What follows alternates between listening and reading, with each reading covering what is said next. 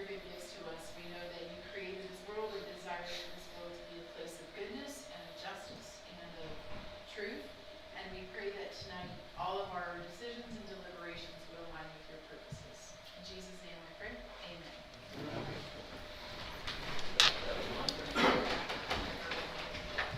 This time, let me call the roll call, please.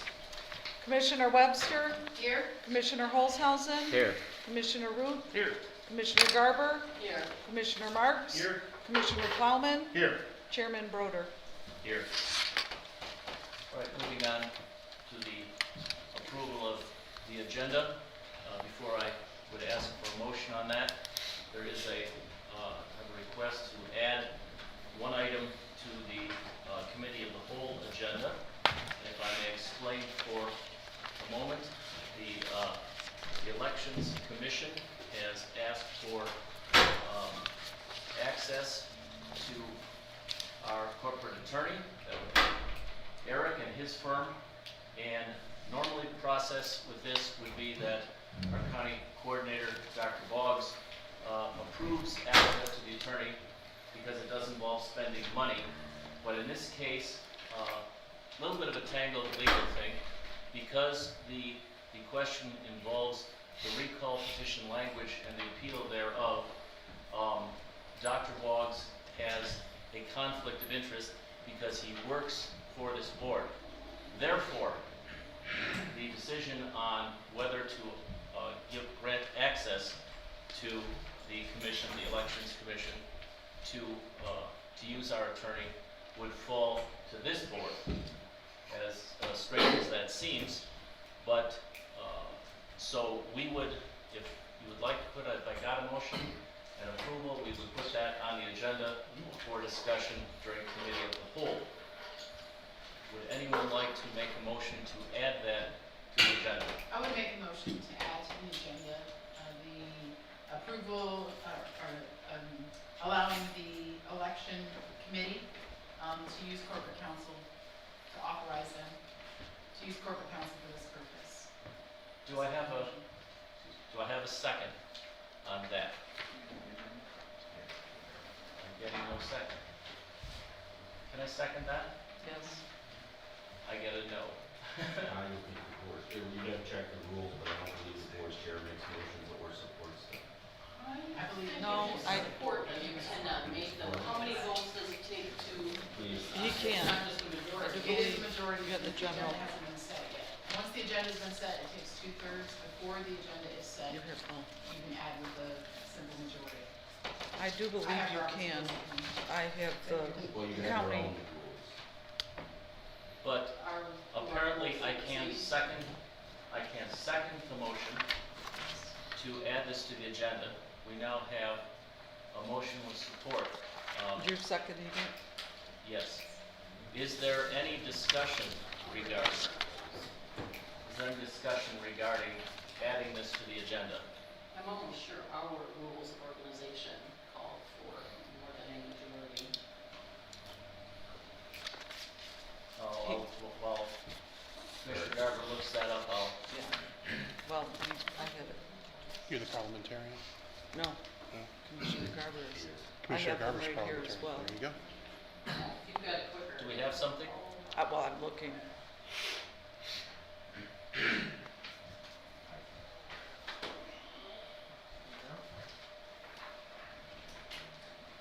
The board chairs an ex officio member of all committees and may cast a vote.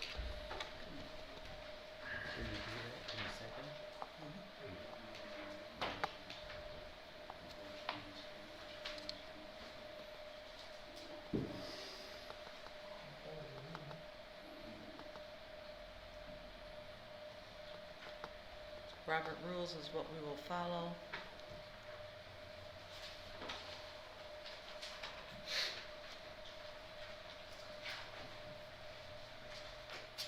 Are we currently looking up whether I can second, or are we currently looking up whether this takes a majority or a 2/3 vote?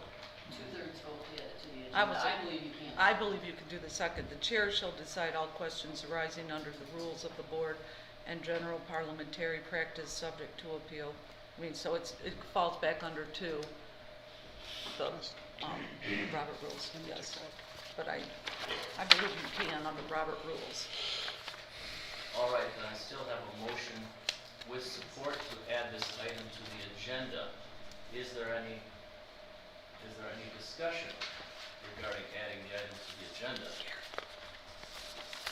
Hearing none, I will call the question. Perhaps a roll call vote would be in order on this.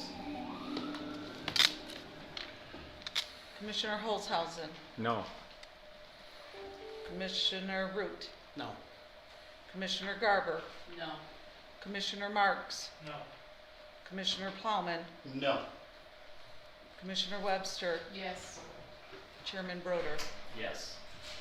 Motion fails. It will not be discussed tonight. Thank you. I will now need a motion for approval of the agenda as it is. I'll make that motion, Mr. Chairman. I'll second it. I've got a motion with support. Who was supporting it? I heard you. Agenda. I'm sorry. I said who was supporting it? I heard two. Got a motion, I believe Commissioner Garber support. Oh, okay. At least that's what I heard out of my good ear.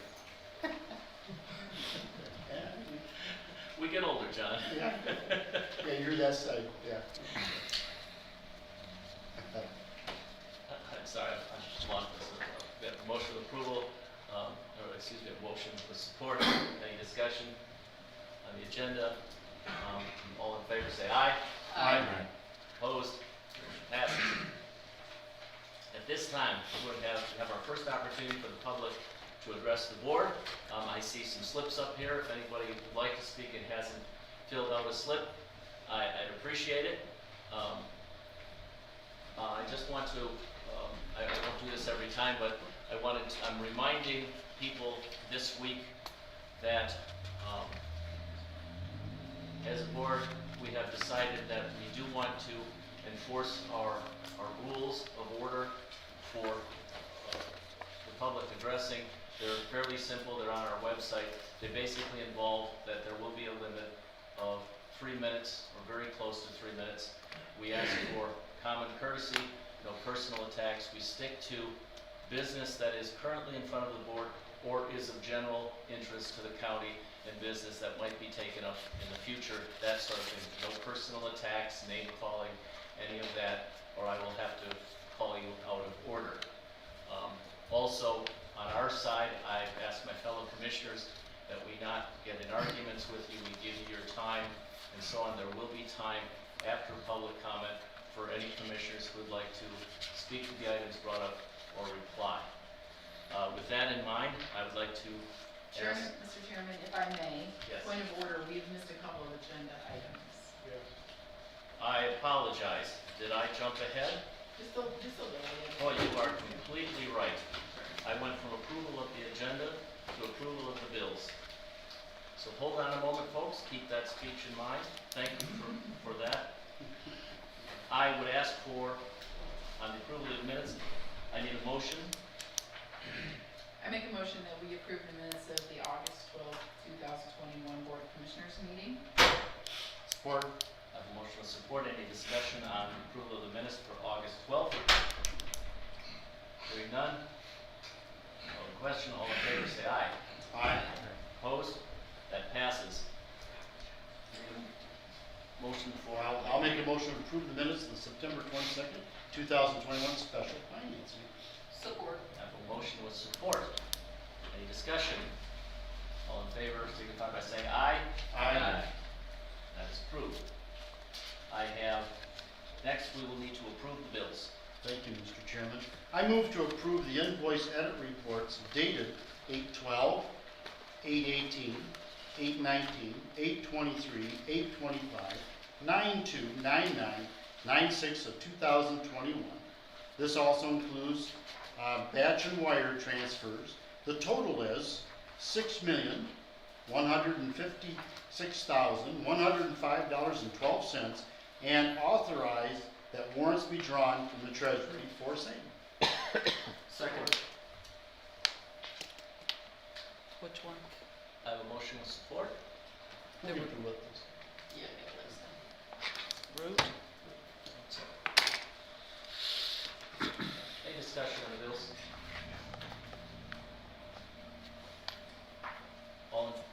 Do you need a roll call on this? Yes. We need a roll call. Roll call vote, please. Commissioner Root, Yes. Commissioner Garber, Yes. Commissioner Marks, Yes.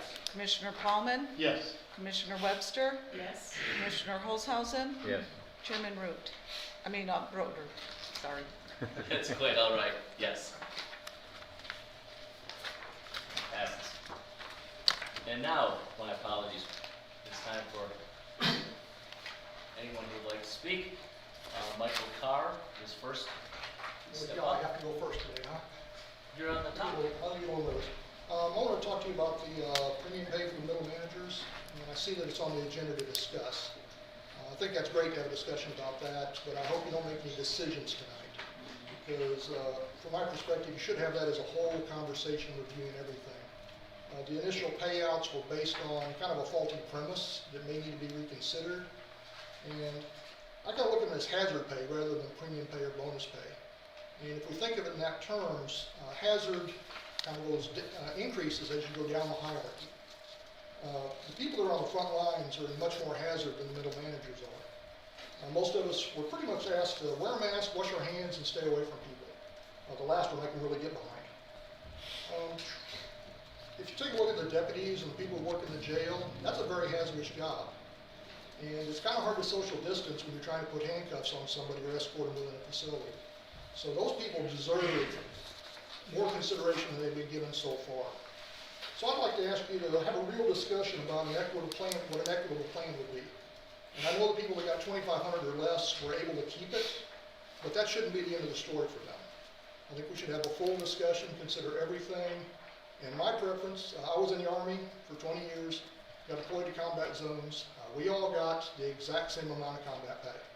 So in my time it was $150, but from the private to the general, everybody got the exact same amount. There was no debate about equity or anything. And right now, if you just give $1,000 to the deputies and you give up to $5,000 to middle management, that's not equitable, and it's going to cause some morale problems. So I'd ask you to consider that when you do your work. Okay, thank you. Paula Brooks, please.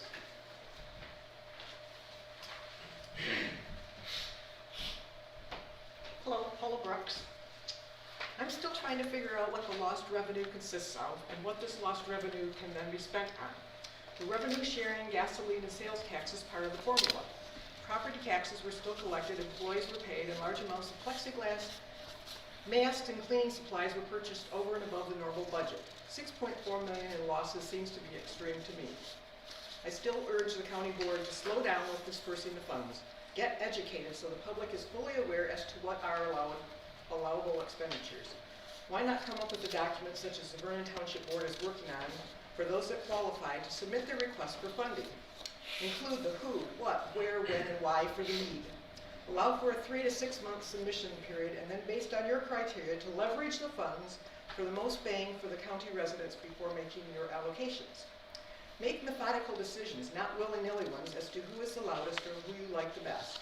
You have until December 2024 to obligate your spending, with spending completed by December 2026. Slow down.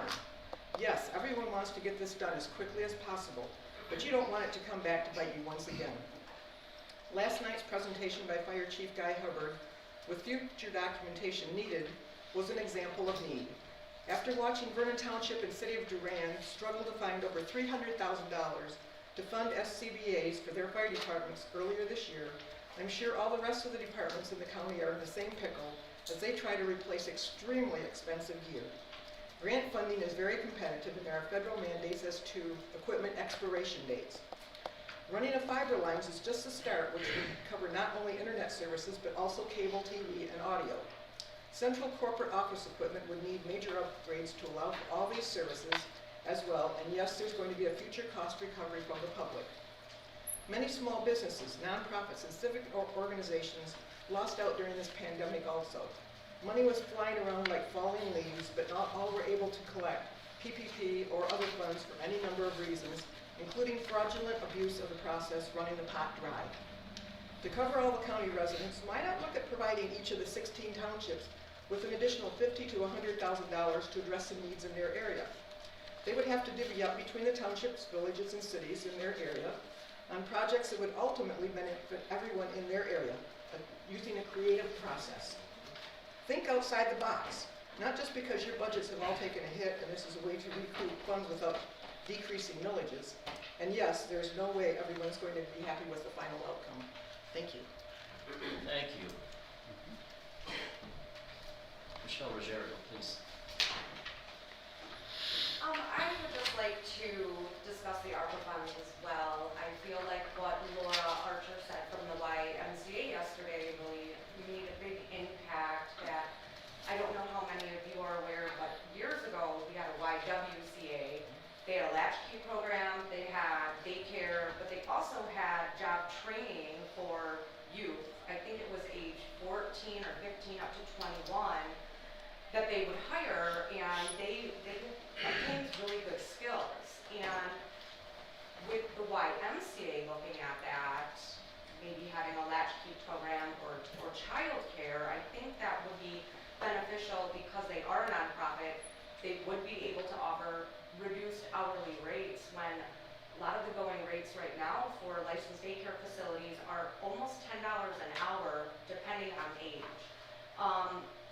They also would be able to participate with the food program at the USDA. They have their camps during the summer where, you know, the enrolled kids in daycare could also attend that. They could give out different grants to those in lower income brackets where they could, I think they do that now, but they could attend these camps for little to free.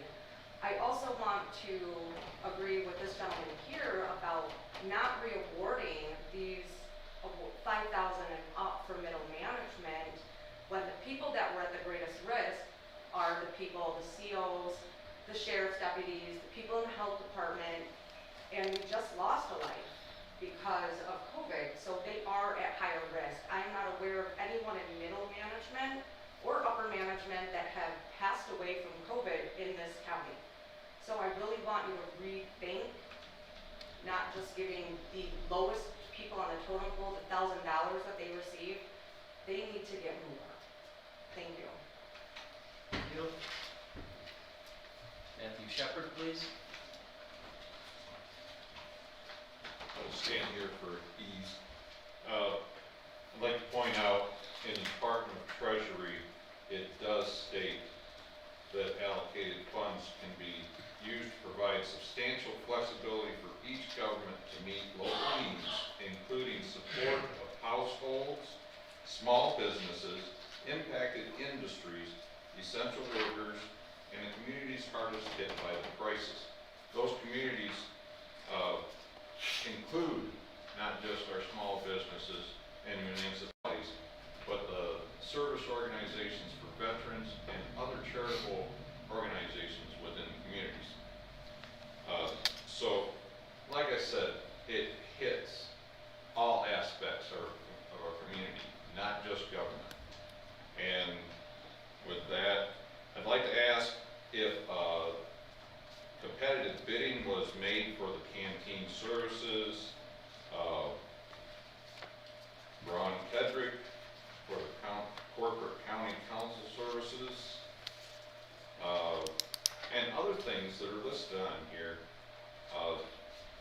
The prosecutor's office would like to have raises for their associate prosecutors, yet many times our county clerk has made requests for additional services rendered by her employees and additional employees with vacancies, yet nothing has been done about that. So with all that in consideration, I'd like you guys to really think hard and long on the ARPA funding before you just throw it out to everyone that wants a little piece of the pie. Thank you. Yep. Jeff Reed, please. I defer that to the second, public comment, just put that in a different pot. Just put that right there. There you go. Anthony Carhall. Good evening, everybody. Sorry I had to leave early yesterday because I have animals that needed to be taken care of on the farm. First of all, I do appreciate the conversation I had with Brandon Marks last night. I'm sure he's gonna speak on it later here today. Robert's Rules of Order, I really appreciate Marlene bringing that up. I think the board should follow it. Mr. Broder, it should be followed, not just for the citizens, but for the board members themselves. As I was rudely interrupted yesterday when I was speaking, I thought that was very inappropriate.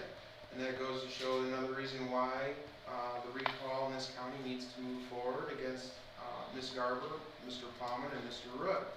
I'm still standing strong behind that, and we got a very nice committee that's ready to hit the ground running at the end of this. But it's business as usual. I don't want you guys to jump into the hot irons and fire by spending this ARPA funding too soon. You guys have a very big responsibility to do and to decide.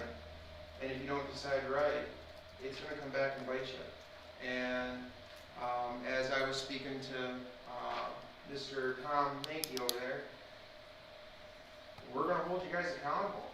That's why there's 3 recalls out there. We're going to hold you accountable. And we put trust in certain board members here who have been honest and fair with us and speaking with us and being truthful with us. And I hope you continue, Mr. Chairman, as you promised us when you first got elected, on how you'd be transparent, upfront, and most of all courteous and polite to everybody, and give us our free time and answer our questions when we need them. Thank you. Thank you. Mankey, please. Couple things here. You're looking at tonight authorizing the clerk to hire a new circuit court deputy clerk. I need to explain something to you. I'm in court every week. I'm in the clerk's office quite regularly. They need help. I'm sure others need help too, but I will tell you they need help. With gun registrations, we are, if we're not number 1, we're number 2 in the state as our citizens having the most amount of concealed weapon permits.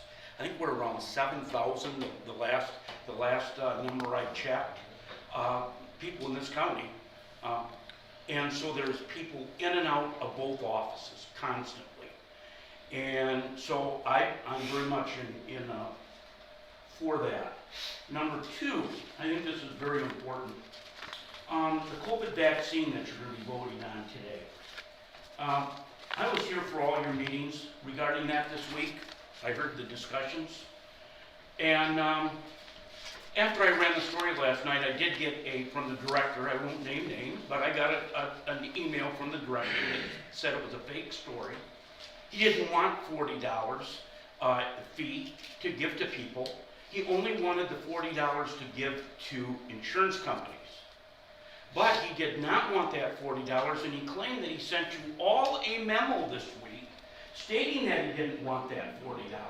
I can read you or copy off what I got from him last night. Sent it to me at like 1 o'clock in the morning. That it was a fake story, that he doesn't want $40 to charge. He doesn't want to charge individuals $40. He's not going to, and that it's only so he can charge the insurance companies $40. Now, the only thing is I don't think that's legal, that you can charge an insurance company but then not charge a person. I don't know. So that's all up to you. But if you want to see it, I got the text from him. I don't see him here tonight. So, but that's what the text said. I don't want $40 to for it. So, anyways, that's that. And thanks again yesterday for starting the conversation regarding the money. And thank you. Thank you, Tom. Finally, a little unusual, I have a slip here from Caroline asking to speak. I'm not sure if that's, I assume that's okay?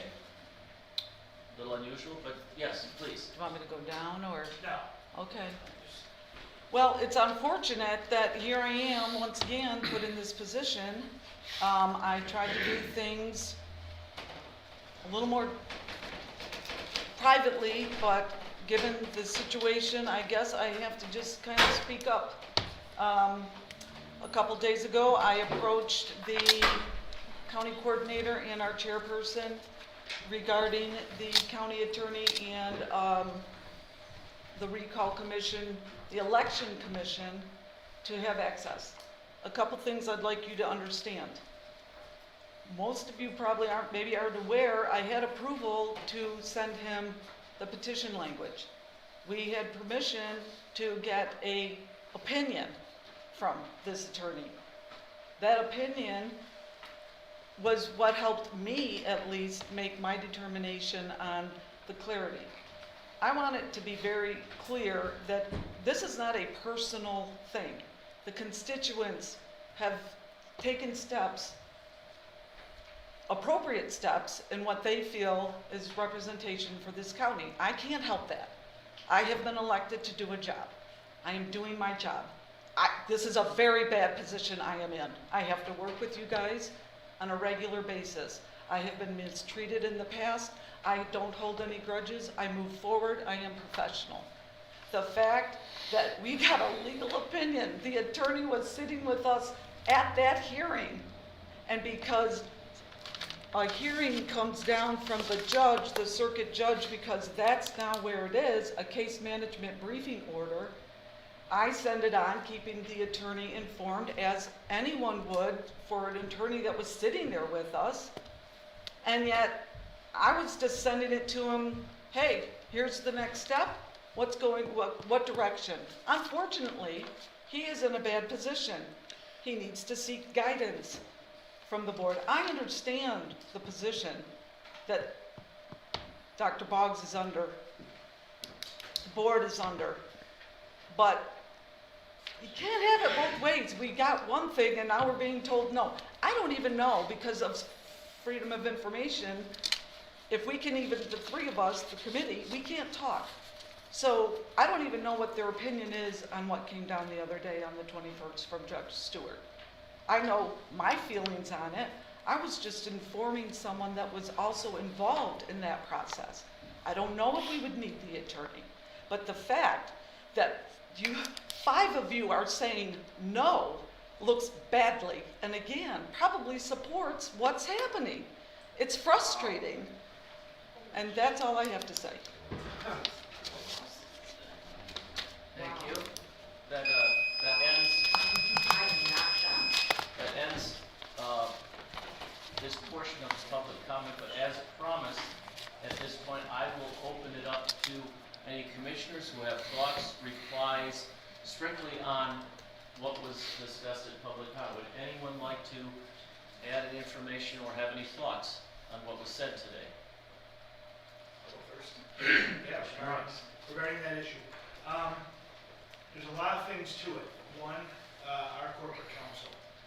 I personally would find it inappropriate that the council's hired by us, so you're gonna get an opinion about the recall from a corporate counsel that answers to them. And I've heard many times people suggest, why do we even need a corporate counsel? Wouldn't it be more appropriate to go to who would at least look like a neutral authority, which upstairs, our prosecuting attorney, wouldn't he be the guy to go to? I mean, is it the right move to go to and second, it's a precedent, and it doesn't sit well with me that we would use, that the county commissioners would use a corporate counsel that's hired by them for an opinion against them. I don't know that any other county would ever do such a thing. So, and then obviously, you're free to get an opinion from the prosecuting attorney. He owes you that. That's regarding that item. You have a comment regarding another item. Yes, I spoke with Mr. Karhoff last night, and I did apologize to him. It does go both ways. When we've asked them to do 3 minutes and flip-flop time, and that's the right thing to do, that's our rules.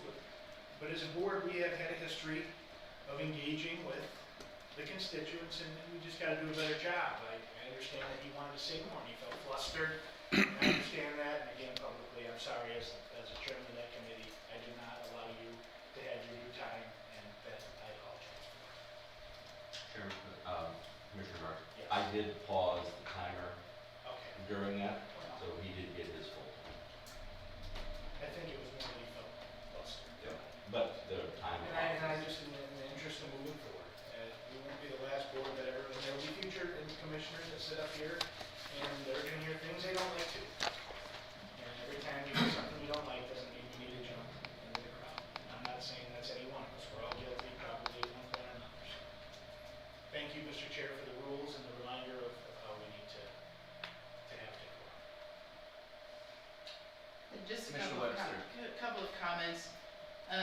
it is my understanding that the corporate council represents us as a body.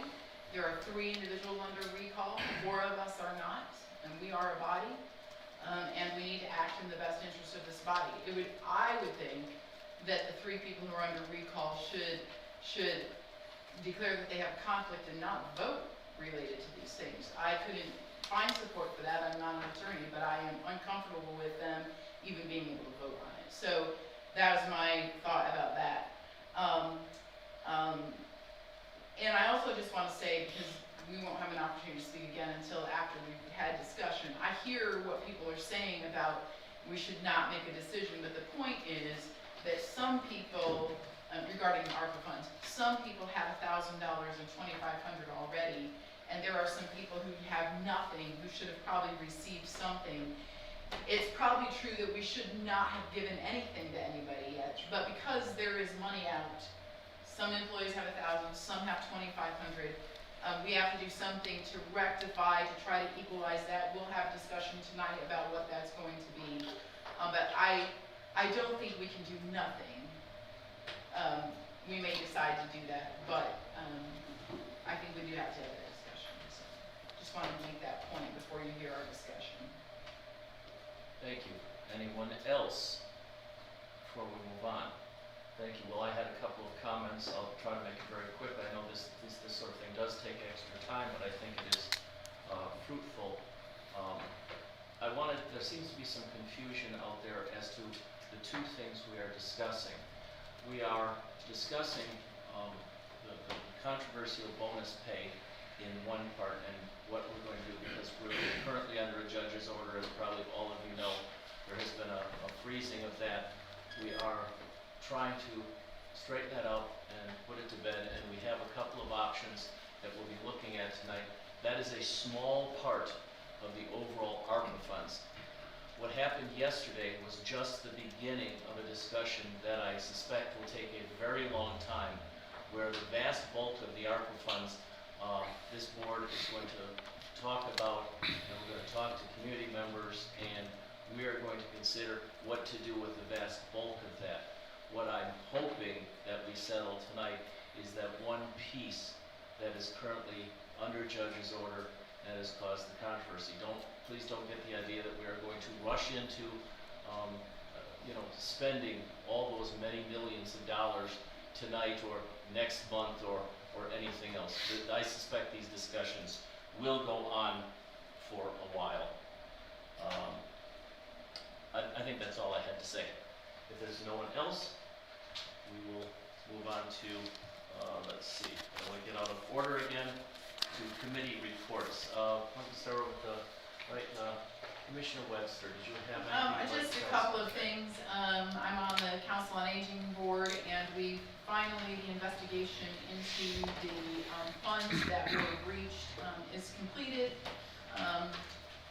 I am permitted to say that this is called a business email compromise, so they hacked into a couple of email accounts, but it has been confirmed by investigation that there was no breach of any personal information, so no social security numbers, nobody's personal information was breached. That one transaction appears to have been all they got, although that was pretty substantial. So that investigation is completed and is closed on that. The Council on Aging Personnel Committee, which I serve on, had some discussion, and the board approved us giving some incentive pay, because like everybody, the Council on Aging is having a hard time retaining employees, and they have a pot of money that they can get if they have a waiting list of seniors, and more money that they can get from the Valley Area Agency on Aging if they're serving more seniors. So by offering some incentive, like if you stay for 90 days, you get X number of dollars. If you stay for 6 months, you get more. They've been able to actually retain an additional 40 units of service. So that's good news from them. Valley Area Agency on Aging, we had a relatively new director. She just came to the end of her 3-year contract, and we just renewed that and chose to align her salary with other AAA directors. And that's all I have for committee report. Thank you very much, Commissioner. Commissioner Marks, do you have anything for us tonight? Thank you, Mr. Chair. Nothing really notable from any of my committees. All right. Commissioner Garber, I have nothing, thank you. Commissioner Plowman, Just a few things. I-69 corridor group did not meet this month. Genesee Shiawassee Thumb Area Workforce Group met, and they're gearing up and doing more training. They didn't have a lot to do for a long time, but now with the mass letting up and everything, they're back working a lot. Michigan Township Association met and had a regular meeting. Parks and Rec met and went over everything that we've done this year for Parks and Rec, and looking forward to many more things. And on October 16th, there will be a tree planting at Shiawassee Park, where the old dam was, and they're gonna plant 62 trees. And our Tim Hill, our maintenance director, grounds superintendent, he's going to dig the holes, so on Saturday morning, it'll be quickly planting and covering up and watering and so on and so forth. And as everybody's noticed, we're getting lots of moisture in the ground right now. So. And then special finance meeting yesterday. It was fun to talk about ARPA money and what it can be used for, and we'll have more meetings in the future. That's all. thank you very much. Commissioner Root, do you have anything for us tonight? Just from Health Board, we had discussed a few things. Obviously, all of them are on the agenda today, but I would note that in our discussion that will come up on the prosecutor's wages, that we also consider our nurses and our sanitarians, because we've lost a nurse, we can't fill a nurse in Durant School, and then we lost a sanitarian to counties that are not competitive but nearby. So that's also probably a discussion we should have. They were, as everyone said, the frontline people, so I think we should consider them. And I also have a little bit more discussion on that process when we get there, but I just wanted to note that the health department's moving forward and working, and has been working the entire time. We were probably the only health department in the state that went back to work in June of 2020, when everyone else was discussing in June of 2020, or in March of 2021 to go back to work. Our director sat on a conference call and had to tell them we've been back to work for 10 months already, and they were shocked. So that's another thing to keep into consideration with our health department people, because they were working, they were there, they were front lines. Just my thought, my 2 cents, nothing really other than that to report. Thank you, Commissioner Root. Commissioner Olshausen, do you have anything for us? Yes, I'm on the senior citizen board with Marlene, and also I agree with all the things. And also, they're having trouble getting food for their Meals on Wheels. They had to even go to, I don't know, it was Myers or Kroger's or something, get some hash browns. And they're having the trouble, like everybody else, getting supplies. Also, I'm on the 911 board. We didn't meet because everything's going good and the phone's ringing off the hook, so keeping up. I'm on the Shiawassee Economic Board. We met the other day, and things are moving along. They did have a fundraiser well, not a fundraiser, but they tried to get more business to join. You have to pay to join that association, and that's how they keep the money to help get business in the county. And they had quite a few new people join, so that was good.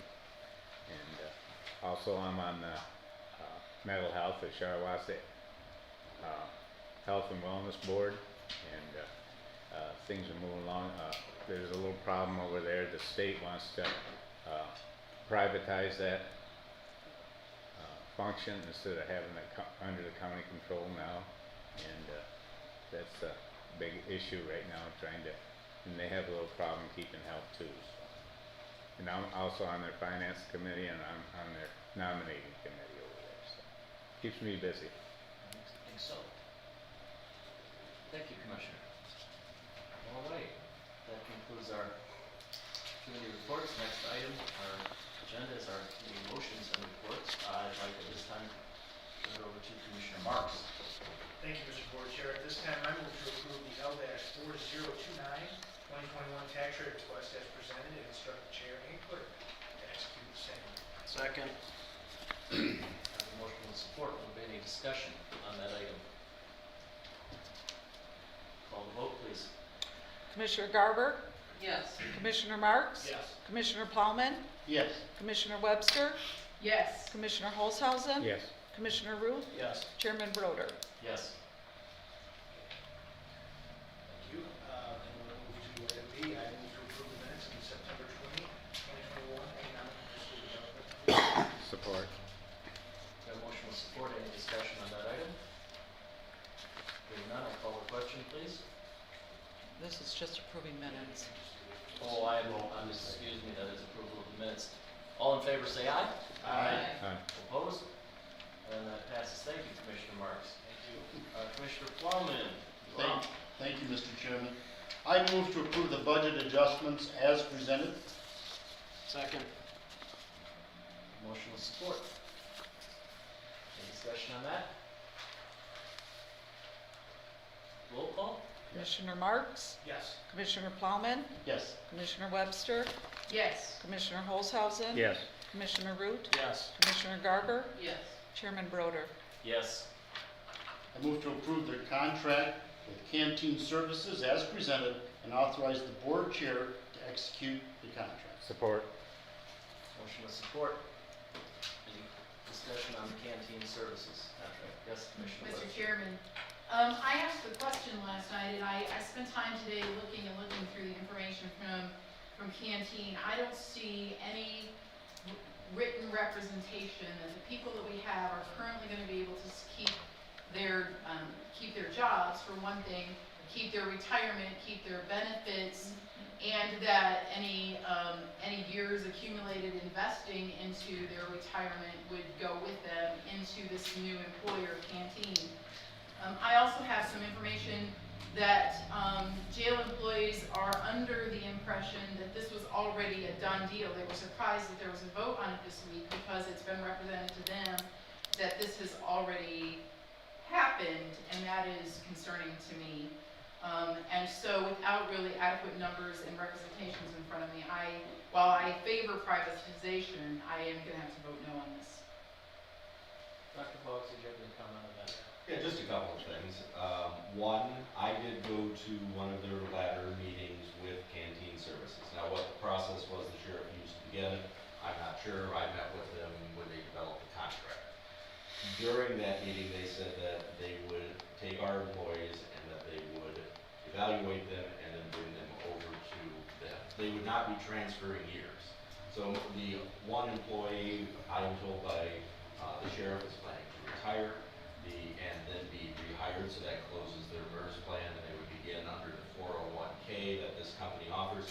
And my understanding is the other two are not, because they're newer, are not part of the 401k, or they're not part of MERS, they might be part of the 401k. That is my understanding of it, but you'd have to get more clarification. Maybe we want to change the language to say they're going to hire our employees, or they're not going to do business with us. We can do that, right? I do not think they guaranteed that. I believe they guaranteed to evaluate the employees. I suspect that they have a hiring process that vets the employees, their backgrounds, and so on. So there's real caution. I would caution against saying that we will not approve this unless they guarantee the employment of the week, because we don't know what their vetting process is, especially given it's a law enforcement environment. There is a security background clearance process that they have to go through to be hired. And if they find something on one employee, not saying there is, something that does not qualify them, it would surprise me. Then if we pass a motion with that proviso, then we would not be contracting them. And I can't speak to the legal part, because this is the first I've heard of this. Commissioner? According to the information we got behind the scenes in our packets, that we're saving thousands of dollars, and also we don't have to worry about retirement funds and all that too, and employees, and that's the way a lot of counties, other departments, they showed a whole bunch of other counties are using this canteen, the same company, so a lot of things are that we don't have to worry about trying to hire employees and train them and everything else. That's all left to them. So It takes a lot of responsibility off the sheriff and the commissioners. Commissioner Root? Yeah, my understanding is that nobody's losing their job. The reason canteen services is coming is because we can't fill the jobs. We can't keep people, and we can't fill the job. So when our full-time cook does want to take vacation time, she's been limited. She can't leave, she can't go because we have no one to cover. So, and the other positions are part-time. There's only one full-time there, the others are part-time. So this was just to make sure this company can provide us someone when the cook wants to take vacation, when she wants to have time off, and it'll be more flexible for her. See, that's what I thought we talked about Monday. We did. I brought it up again yesterday, and it's like we flipped it now to, no, it's we're completely contracting with Canteen, and we don't know now if employees are being laid off. No, we are contracting No, I with them for them understand. to fill that void.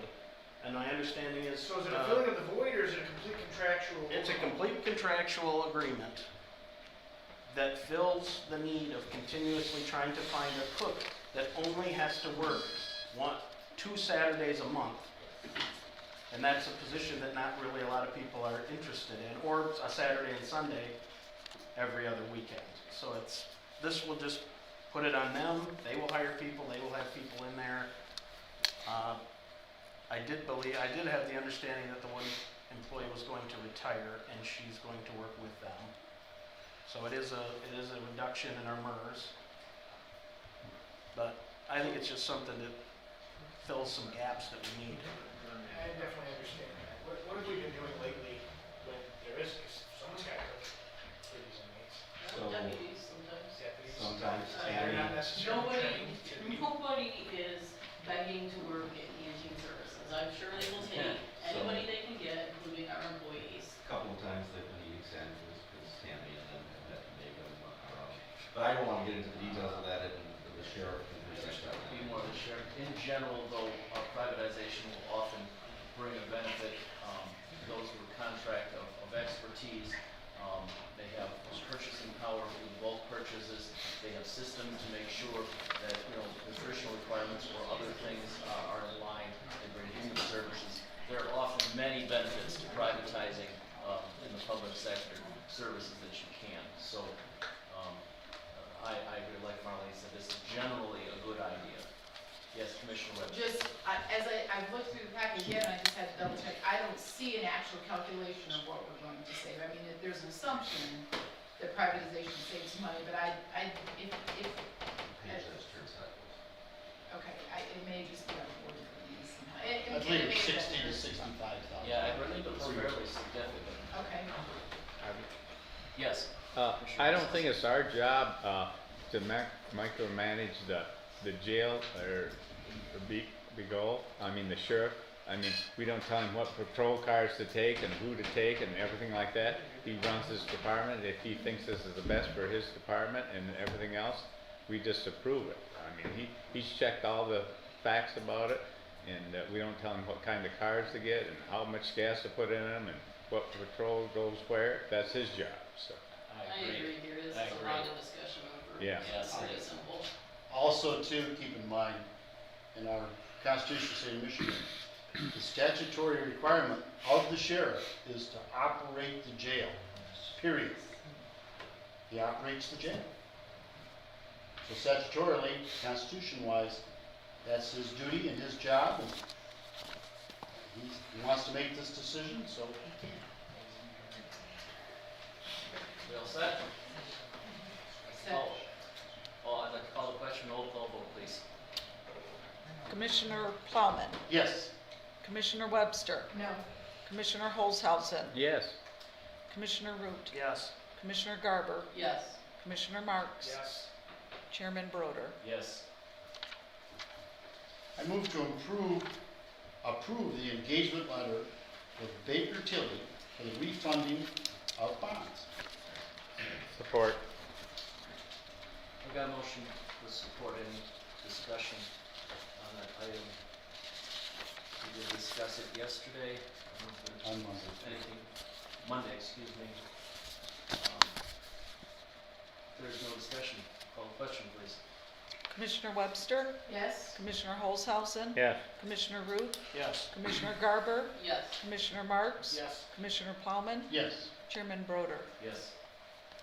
I move to approve the resolution amending the lease agreement with Shiawassee Health and Wellness as presented. Support. A motion with support, any discussion on that item? Do you want to get a little Question, please? update on Oh, that? excuse me. Yes, so this should be the last step in the bonding process, and this will, once the chairman signs it and the clerk signs it, it will then go over to Shiawassee Health and Wellness for a signature on the amendment to the lease. Because this was funded, they built their building using money and the good faith and credit of the county to do so, so they pay us back the money. And in the lease agreement is an amortization chart, so we had to put in a new amortization chart, what their payments are and what their schedule will be. Yeah, and it's also, we got a better interest rate. That's the reason we did it. Yeah, substantially. Mention that, please. Yep, we got a substantially better interest rate, and they opted to keep their payments the same, so it'll be less years. Win-win for everybody. Thanks. It gets the money back to us sooner and removes the obligation from us. Call the question, please. Commissioner Holzhausen, Yes. Commissioner Root, Yes. Commissioner Garber, Yes. Commissioner Marks, Yes. Commissioner Plowman, Yes. Commissioner Webster, Yes. Chairman Broder. Yes. Move to approve phase one of the jail roof repair with WTI in an amount not to exceed $253,620.97. Support? Got a motion with support, any discussion on that item? Tim is here, we had a discussion. We had a whole lot yesterday. Know more about roofs than I wanted to, so I'll just call the question here. Okay, It will be a roll call vote. no one's talking, okay. Commissioner Root, Yes. Commissioner Garber, Yes. Commissioner Marks, Yes. Commissioner Plowman, Yes. Commissioner Webster, Yes. Commissioner Holzhausen, No. Chairman Broder. Yes. I move to approve the engagement letter with Braun Kendrick for County Corporate Counsel Services. Support. I've got a motion with support, any further discussion on that item? Seeing none, roll call vote, please. Commissioner Garber, Yes. Commissioner Marks, Yes. Commissioner Plowman, Yes. Commissioner Webster, No. Commissioner Holzhausen, Yes. Commissioner Root, Yes. Chairman Broder. Yes. Move to authorize the clerk to hire a new circuit court deputy clerk at pay grade 3. Support? Got a motion with support, further discussion on that item? Seeing none, roll call vote, please. Commissioner Marks, Yes. Commissioner Plowman, Yes. Commissioner Webster, Yes. Commissioner Holzhausen, Yes. Commissioner Root, Yes. Commissioner Garber, No. Chairman Broder. Yes. I move to authorize the agreement with LexisNexis for citations as part of the Motorola Flex program and authorize the board chair to execute the agreement. Second. Got a motion with support?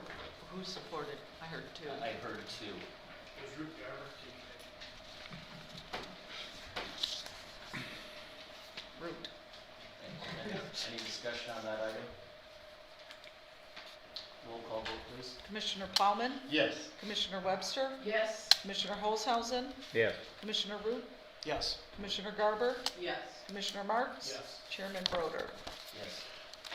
I move to approve payment of the invoice from the city of Corona for sidewalk repair in the amount of not to exceed $23,097. Support. Got a motion with support. Any discussion on that item? Yeah, we got all new sidewalk out here, so, We should all go walk on it right now. yeah.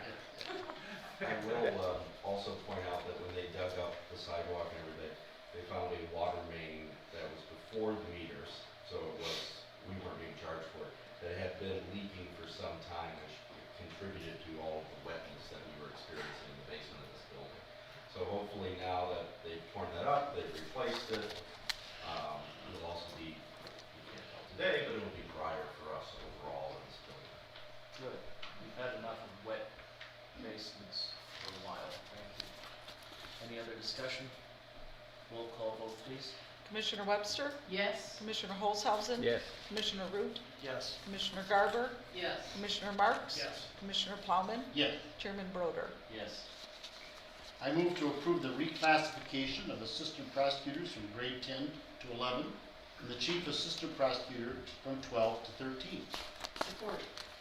Got a motion and support. Discussion on this item, please.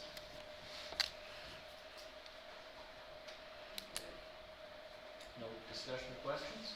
I have just one, I think that we have raised, the valid question that while the prosecutor's office does have a dire need, we have a dire need in our health department and other departments across the county, so I think that we have to be prepared if, like we talk about precedent, we set a precedent. So next month, as the chairman of Health and Human Services, I will put forth an agenda item to raise everyone in the health department. So, Okay, I'm thinking about this and about what we've done. We had a wage study done in 17. And before that, we hadn't had a wage study done in 20-some years. So, in thinking about this, we have a lot of needs, and Cindy brought up a big need, like the health department, sanitarians, and nurses. We have needs also, like in our court system, finding people. Also, prosecutors have a lot of trouble keeping people that he's trained, so on and so forth. Then it brought up the question, well, instead of changing categories, we should probably lift the whole boat. And what I mean by that is across the board increases. For a couple of years since 17, we did not give what we call a cost of living adjustment to everybody on January 1st, which those couple of years equal like 4%. We need more study in this and what it would cost exactly. But even though we do this today, I would rather, prosecutors need help. But I almost would rather that we raised everybody's pay and kept our levels of what they are today, and so on and so forth. That's just an observation. We're trying not to get our pay grades and our wage study out of whack. It happened to us before, and it really caused us a lot of problems when it came to discussions about contracts with unions, also employees and groups, and so on and so forth. So, even though I am certainly in favor of this today, we certainly might want to take a look at the whole picture and bring it back for some more discussion next month. And Cindy's right, we're losing nurses, we're losing sanitarians. If it comes to the fact that we cannot operate because we don't have enough personnel, or we're limited to how much we can do, that can really cause a lot of problems for our taxpayers in this county. So, just thought I'd throw that in there. I've heard from a couple commissioners and discussed that. Maybe we should hang in there with our wage study, even though we may approve this today. We may want to come back in October and maybe do some things to keep the wage study intact and level. So I'm just bringing that up for discussion. You can do some calculations of what 4% across the board would look like, taking into account the already agreed to union contract. Yeah. Also keep in mind that we are considering in next year's budget a 2% January 1st anyway. Does that mean that this is 4% would take that place? I would caution not really. It'd be 4%, and then we would take a look at the end of the year, of course, how the economy is functioning, what is happening with some of the funds, so on and so forth, but that would be a decision in January, February of next year. Commissioner Root? Yes, I had a similar idea as Commissioner Plowman has there with the 4%. Being that the wage study was worked on, I think there was only 3 of us on the board when that was done. And we took some time, it took us about a year and a half to do it, to get everything figured in, to make sure that everything was figured in because of the 20-year loss cap, that nobody had got nothing, and then the freeze on salaries, the freezes on cost of living. We took a massive undertaking to get this out there, and we didn't do it ourselves, we didn't have it done in-house, we didn't put a committee together and get like counties or surrounding counties, or counties that are nearby that we just got information from. We hired an outside vendor that's what they do. And in fact, the guy that does this business, Municipal Consultants, actually bought out Tom Rye and his company that used to do the rye scales that we used to go on, that was 30 years old. So the guy was familiar with the county and very familiar with the old structure, and was very shocked at how long it had been since we revisited this. So we put in a lot of time and a lot of effort to make sure everybody went up, everybody got a step where they were making more, and a lot of people were so low that they entered in onto an entirely new wage salary scale that started then at step 1. Now they may have been here for 10 years, but they started at a step 1 with now the opportunity. When they were sitting at 10 years, they didn't move past salaries year 5. You didn't need anything, there was no cost of living. They've now moved since 2018 to a new scale. They've moved every year since then, in some cases, most departments. Some I'm sure are probably getting into their max out point now, but we went through. I had a spreadsheet. We went through every single person's name and made sure that they moved to the next nearest step that gave them a raise. And some of those happened to be on whenever it was March 17th, I think. And then, some people ended up getting 2 in 1 year because of the way it flowed. But after it was implemented in 19, it suggested in the wage study that the way to adjust this and to keep this compensation plan accurate was to do cost of living. Not to mix match steps, not to decide prosecuting attorneys are 10s, but now we decide they're 11s. We're not wage study people, we don't know what they are. This guy did it, provided it with us, and if you go through it, it shows all the comparables, it shows what prosecutors are making in other counties, like counties. We can't have this idea that we keep fighting. We can't compete with Genesee, we can't compete with Livingston, we can't compete with Clinton, we can't compete with Ingham. We will never, there is never a world where Shiawassee County will compete wage for wage with Genesee, Livingston, Clinton, Ingham, and Saginaw. It's never going to happen. Never. So the idea that we did is everybody went up. And the thing with Shiawassee County is you could probably go to Genesee, Livingston, Clinton, all of those that were named, and I bet you they don't have MERS. Some of them probably don't have MERS. Some of them probably don't have all the holidays that we have off. So we have other things that have incentivized, yes, knowing that we are under, but we are. We're under in our region. We're not under when we're compared to like counties and like sizes and like municipalities. We're not under. That's what the study said. But, like Commissioner Plowman said, the 4% would be the lost cost of living that we lost. By not implementing in 18 and not implementing in 19 and 20. I mean, we're averaging this. We don't know what it could have been. It might have been a 1%, it may have been a 2%, it may have been 3%. We just took the average to say 2%. They lost out. This wage study is inaccurate, I would say, by about a 4% cost of living. If everyone's scale and everyone where they're at was pulled forward with 4% across the board to everyone, it would bring this accurate.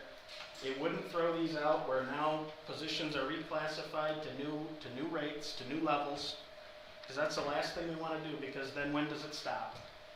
Because everyone who does their position, whether it's classified as a level 1 or it's classified as a level 13, thinks their position and what they do is the most important and most detriment to this county. It's the most important. And don't take that away from them. To them it is. But not everyone can be a 13. Not everyone can be a 10. Not everyone can be an 11. We have the information. We need to go with the information. My suggestion would be to seriously look at this 4%. We do have rough numbers. It's costly. It will be costly. But in this idea that if we move forward, all move forward, this is the best plan. Because it still keeps people that are in their certified, their professional statuses, Yes, I understand it takes a Juris Doctorate to be a prosecuting attorney. You can't just get hired with a high school education to be a prosecuting attorney. I understand that. This document takes that into consideration. You know, same thing with the sanitarian. That's a license through the state. That's usually requires a bachelor's, if not a master's degree. That's addressed in here and put on the scales that it's placed in comparable counties. Not neighbors. We gotta stop getting this idea that we are competitive with our neighbors. We're not. We're not competitive with our region at all. And we won't ever be. So my thought would be, I would say, if we pass this tonight, there's no point in coming back and doing all the cost of living stuff. I would just assume this be looked at next month. I think somebody said it tonight, why are we running? We got a plan here, why don't we slow down and think about it? It's something we could think about. I don't think, our prosecuting attorneys gonna quit if we don't do it tonight? We have to fill positions, that's part of the problem. Yeah, And I mentioned two, there could be four. We have two prosecutors that are on a temporary basis, and I told Mr. Marks, if we get down to 4 people, we have to bring State Attorney General to come in and help try cases, because we are in desperate need. And we've had, you weren't here the other day, but we had 5 applicants, 3 withdrew before they even had the interview, 1 turned it down because it wasn't enough money. So we are in a situation here, and we have a backload of trials, we have murder trials, 2 murder trials coming up shortly. We're in need, and no, we may never be Genesee. I know we're not asking you to pay that wage. I don't think we're ever going to be able to do that. But if we got a little closer, people might think before they left. You know, I acknowledge you have to have a lot of you to do this. There's a reason behind this. So we might not be able to compete with them, but if we get closer, it's going to be help out a lot. And right now, I'm not even having people come in or apply. but our prosecutors did go up. We've got that too. I mean, they went up. They've had a step increase. They've had the cost of livings. I mean, the way this document was created got them competitive. Also encompassing, if you read in here on the benefits package that Shiawassee County has, that was something else to be considered in compensation. So we competed on a pretty good level as far as compensation, but my thought is I wouldn't go forward with this without bringing everyone forward, because I know there's going to be talks in the health department of the health department wanting to reclassify their people, and it'll come. So that's just my 2 cents. I think 4% across the board for everyone would be better than a carve out for one, and then us having to say no to certain individuals that come in. Just some rough numbers that I calculated while we were sitting here. So first, you have to decide in your motion whether you're picking option 1 or option 2. Option 2 provides them more money. Going with option 2, moving them up a step would be an addition between, depending on where they fall on the scale that you got yesterday, or whatever day we got it. That would be between $5,180 and $6,340 of additional compensation. A 4% adjustment would be between $2,076 and $2,540. That's the difference between what a 4% is and what the next step is. Just so you have those numbers in your mind. So for clarification, which one are we voting on? Are you guys going on option 1 or option 2? I don't see options in front of us on our, Yeah. but that's not in the motion. Nothing in the So motion you gotta pick indicates one. that. But the motion doesn't say anything like that. We have to make a totally different motion than that. Or what we get. We would have to pull back the motion and make it, and fix it the way we want. I have a question, and it's probably way out in left field and totally off the wall. Is this urgent need related to COVID? Is there a backlog? The backlog is, yes. Is it possible to use ARPA funds to hire a temporary, 1 year, whatever help he needs to get the backlog cleared out? That seems to me to be, I don't know if it's an allowed use, but it seems like something directly related to COVID, and we get some extra support in his office, and do that for the health department too. I mean, whatever, those departments that are backlogged, that are struggling, why not use ARPA funds to get them the extra help they need to clear the backlog out, and then move back to business as usual without messing up the wage study and all of that? Well, one thing is, the Board of Commissioners in July did approve For temporary. for temporary help from the ARPA funds already. It is an allowable expense. It specifically does state prosecuting attorneys anyone, and you did, but I don't know how much of it you have spent or used. I know that he is contracted out for a couple of cases already and is in the final steps with those, but there are still additional funds that the board has approved for that use.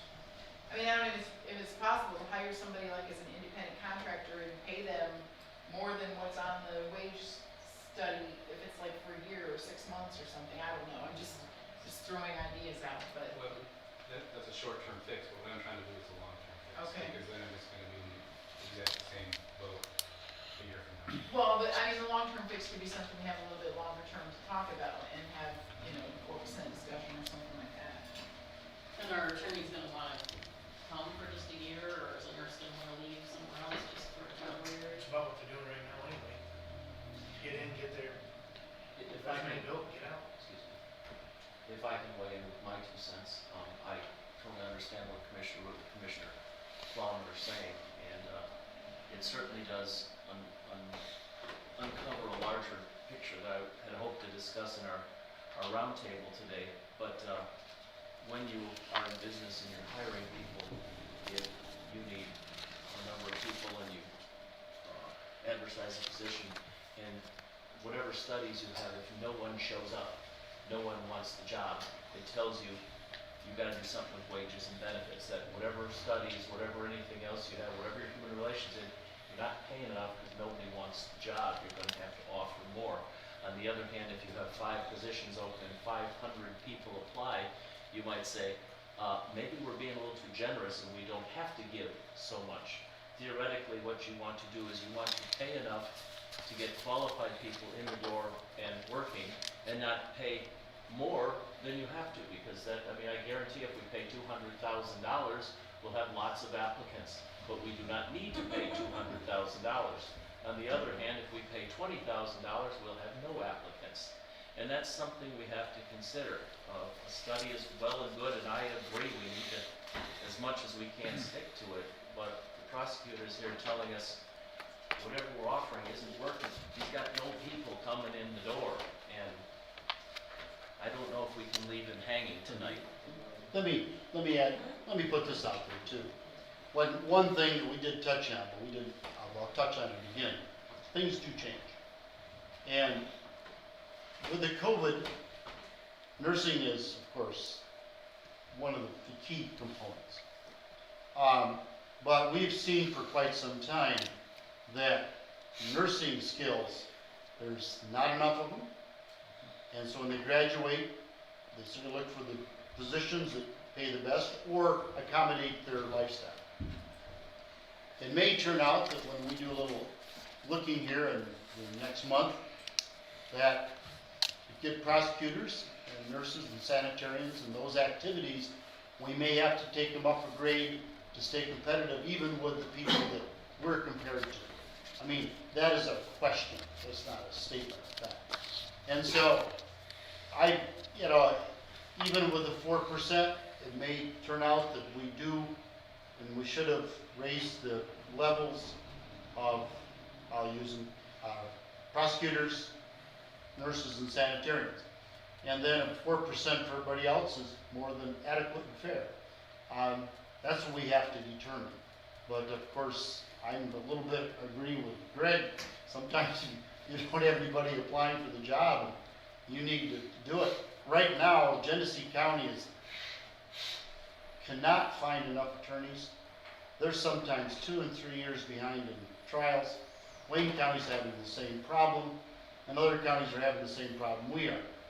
We're trying to get it up competitive, and we are a pretty good place to work if you really think about it. So, Well, I think as Commissioner Root pointed out, We do have other things. I mean, would you rather live here or in Genesee County or Wayne County? I say Shiawassee County, so we definitely have some benefits other counties don't, but again, proof it to me is, you can't get anybody in the door. So we gotta do something about that tonight, I think. Well, look at the jail. We couldn't get people to cook, and Yep.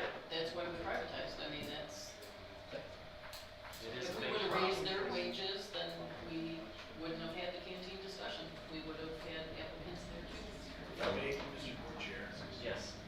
I worry that we have argued, discussed tonight about wages, and because many of the other counties all over the state, probably all over the country for all I know, cannot find replacements in these positions, we come down to it. Doesn't matter what number we put. We may be in a time where it's difficult to secure employees for anything. I understand some of the juris doctrine, so we almost need to start thinking ahead. Okay, we can pass this tonight just fine, but what if no one comes knocking still? What do we do then? Because this might not work. No one said that yet. It might not. We gotta consider. And we don't know till we try. What about offering incentives, like for longevity? One of the things that we talked about with the COVID, or the ARPA money that was approved, was the option that the prosecutor could add an additional amount. And perhaps that would be a fair way to do this in the short term, pending the 4%, is that with some of the funds that have already been approved to him, that he adds $5,000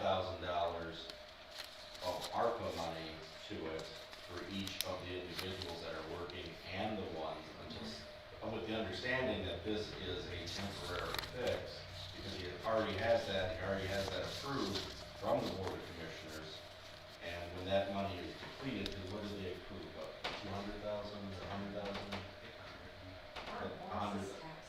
100,000, that it would be able to be adjusted with the 4%. Because he can add that premium to it with what you guys already approved.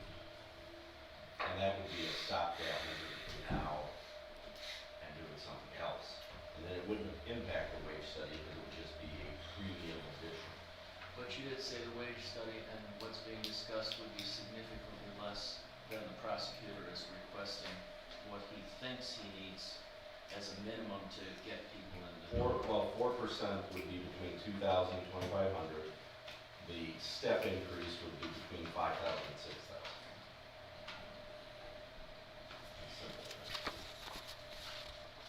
Scott, does you want to weigh in on that? What about sign rules? You guys don't have it in front of you, but in my mind, option 2 is what is really help. Which was moving in from a lateral move from if they were a 10-5 to an 11-5. But that lateral move could also be done in such a way that it uses the money that was already approved, but that would only be a temporary solution. Because when that $100,000 is depleted, between that and contract employees that you have approved for him, would have to come back to the board. That would be one way to buy time between now and then to look at the entirety of the wage study and increasing it. But it is also hard to take away once you get So I would say, so we hire people and then tell them, no, the board won't approve, we're gonna cut your pay now? Well, that's what I said. That's a real morale That's boost. a real issue, so, but that is an option. Get somebody to move their whole family here, and we'd have to be very, very upfront with Well, anyone we hire. if you're going to approve the use of any of those COVID amounts to do that, or that ARPA money, I wouldn't do it more than what you're looking to raise the wage study. That way it's not a, So what we already approved for temporary help isn't working. some of it has been spent to bring in outside attorneys, correct? For 2 capital crimes that are going to be prosecuted. And I don't think we've used any of the overtime hours yet, have we?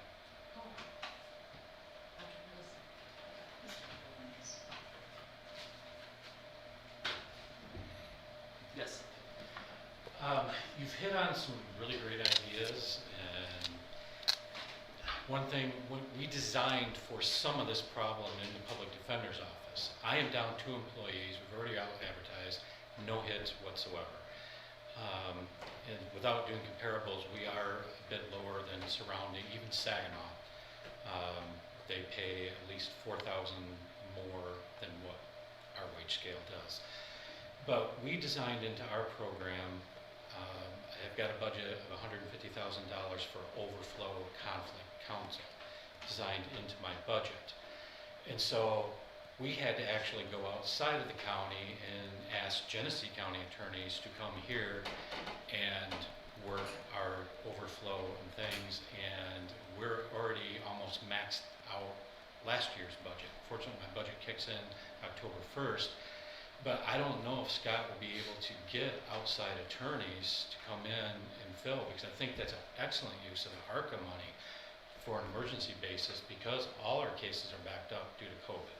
And to hire local counsel to come in on a temporary basis as temporary prosecutors, like what we do at the public defender's office. We use outside counsel to handle our overflow, but that doesn't give us a long-term fix. You've got a ton of options, you got a lot of things about, and I will tell you, both of us are hurting right now. It's bad, it's gonna get worse. I was just over to the jail talking with some of the staff there. Crime didn't slow down at all during COVID. We released a lot of people out in the community to get them out of jail that would not normally be out on a PR bond or things because of COVID and the situation. And I can tell you probably the jail is in the same situation we're in too. So I think ARCA money might be a good solution for this, but how to execute it. It's very hard to get people to come in on a temporary basis. My office pays for our overflow because it's state mandated. We're coming in $100 an hour for outside counsel to come in and do a case for us. I don't know that how many people Scott could pull in to work as temporary assistant prosecutors, but it's his license on the line. I have to vet every attorney before I let them, and they have to satisfy some requirements for the state. So I've heard a lot of great ideas. I don't know how to help here. We're both in the same position, and it bites. We're working hard. We're putting in a lot of extra time, not even asking for overtime or anything. It's both of us are hurting, and it affects us both. I kind of think that ARCA's solution is kind of what we've built into the public defender's office that the state helps fund, but that is a very short-term fix. So this is a long-term problem, and when we talked in the leadership meeting, every department is hurting to get a replacement. So I think, yes, we need to look at across the board everybody thing, but we need to get something, because I don't know what I'm going to do to come to the board. We're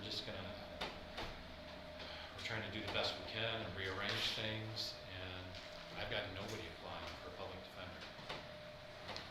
Scott's got nobody applying for prosecuting attorneys. It is difficult to compete. I will say one difference is, though, on some of Doug's cases, they'll come in just to handle one case because they're in private practice and they're defense attorneys, and they'll come in and take 3 cases or 4 cases. So it doesn't really work that way in the business, so it's a little different. It's practical for Scott on it, like the big cases, but the everyday small cases. It is a pickle. So we both have the same problem. I think, and unfortunately, I will tell you, for Scott, this is an emergency. Both of us are facing, and we're both scrambling to try to get things covered and keep up with the court dockets and not burn out our employees. I'm down to 3 attorneys in the caseload is insurmountable. And I'm worried. One of the things I'm thinking about is people might get burned out, might get sick, and then we're down to 2 attorneys. And it's a hard spot. So any ideas, we I thought you was funded by the state for your job.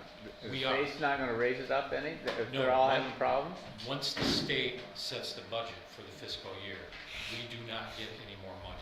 Yeah. I can cut line items and transfer money around, but I cannot get any more money from the state. Must be everybody's having the same problem then? I don't know about hiring practices in other counties, but I do know Hingham County took Jacob. So, he started about $4,000 more than what he was making here. I have a question. So you're in a way tied to the prosecutor's wage scale. Yes, So if the prosecutor goes up, you go up. technically, yes. So by raising our, right now, we will raise the chief assistant to basic. Are you in line with the chief assistant or the prosecutor? I am in line with neither. I am at grade 13. He's in line with me. Okay. Yes. So what it would do is put my deputy director at the same wage scale as me. Okay. That's what I was getting. And then I don't know if I would come to the board and ask to throw something else out there, but that's not an issue right now that I'm real concerned about. Okay. So there's a lot of things to think about. I can just tell you that both departments are hurting. And hopefully we can get the courts to help consider that, but they have mandates they have to meet from the state as well as getting cases processed in a timely manner. So this is a huge problem. And I guess I'll just add that one of my requests is for my chief assistant, who I know is needed. That's not easily replaceable. So that's someone who has to have management skills, someone who has to have experience, someone who has to have been practicing law for more than just out of school. So the other positions we might get somebody green, but I cannot have somebody green in that position. So it's more of an executive function. Commissioners, what is your pleasure? We have, pardon me? We have a motion on the floor. We do have, so I was about to say, we have a motion, but I think the motion is not specific enough. We probably need to pull that motion back and make a more specific motion, whether we will do option 1 or option 2. So what's the process for pulling the motion back according to the rules? Or we would amend the motion, Amend the motion. All right.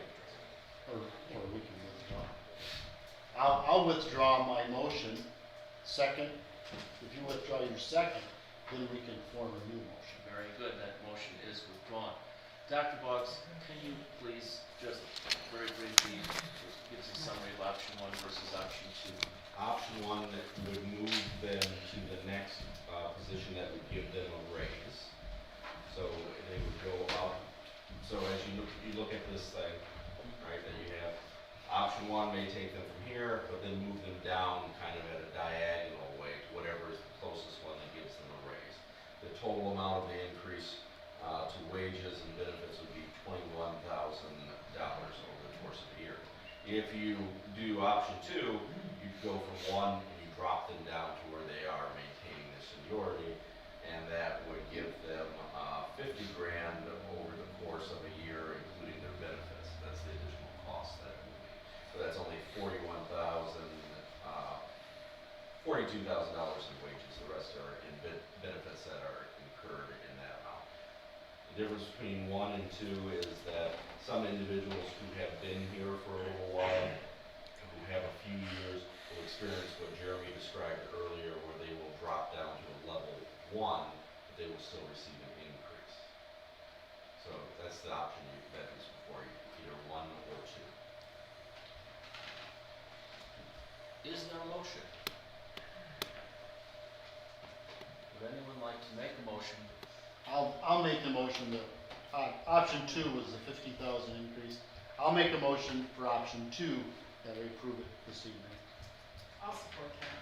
I have a motion with support. Any further discussion on this? In that case, I'd like a roll call, please. Commissioner Holzhausen, No. Commissioner Root, No. Commissioner Garber, No. Commissioner Marks? Yes. Commissioner Plowman? Yes. Commissioner Webster? Yes. Chairman Broder? Yes. And that will pass. I move to approve the purchase of a new Ford F-150 Super Crew Cab for emergency management in an amount not to exceed $40,000 from the Signature Ford in Perry.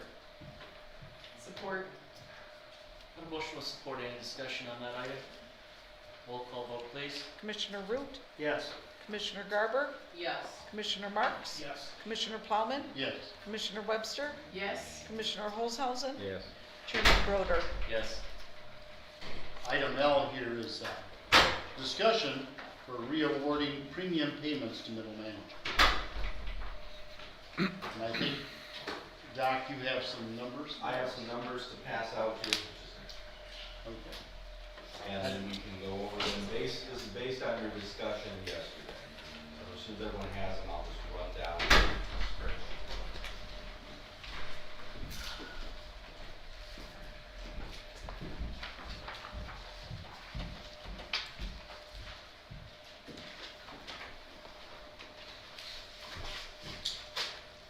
Okay, so looking at the spreadsheet, there were roughly, or there were exactly 199 checks that were issued based on those that were not getting the funds to their elected officials in one form or another that were receiving 185 individuals.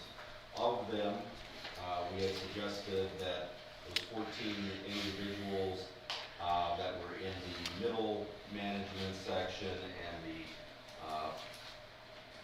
department head section and the top level administrators all be combined into one line, which would be that second, or that first 14 up there. Going across at $5,000, paying them out, that would be $70,000.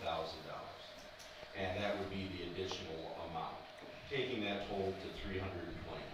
Looking at option 1 that was proposed by Chairman Brodeur, we have giving that group $5,000. We have giving the individuals that received $2,500, $3,500, so that's an additional $1,000.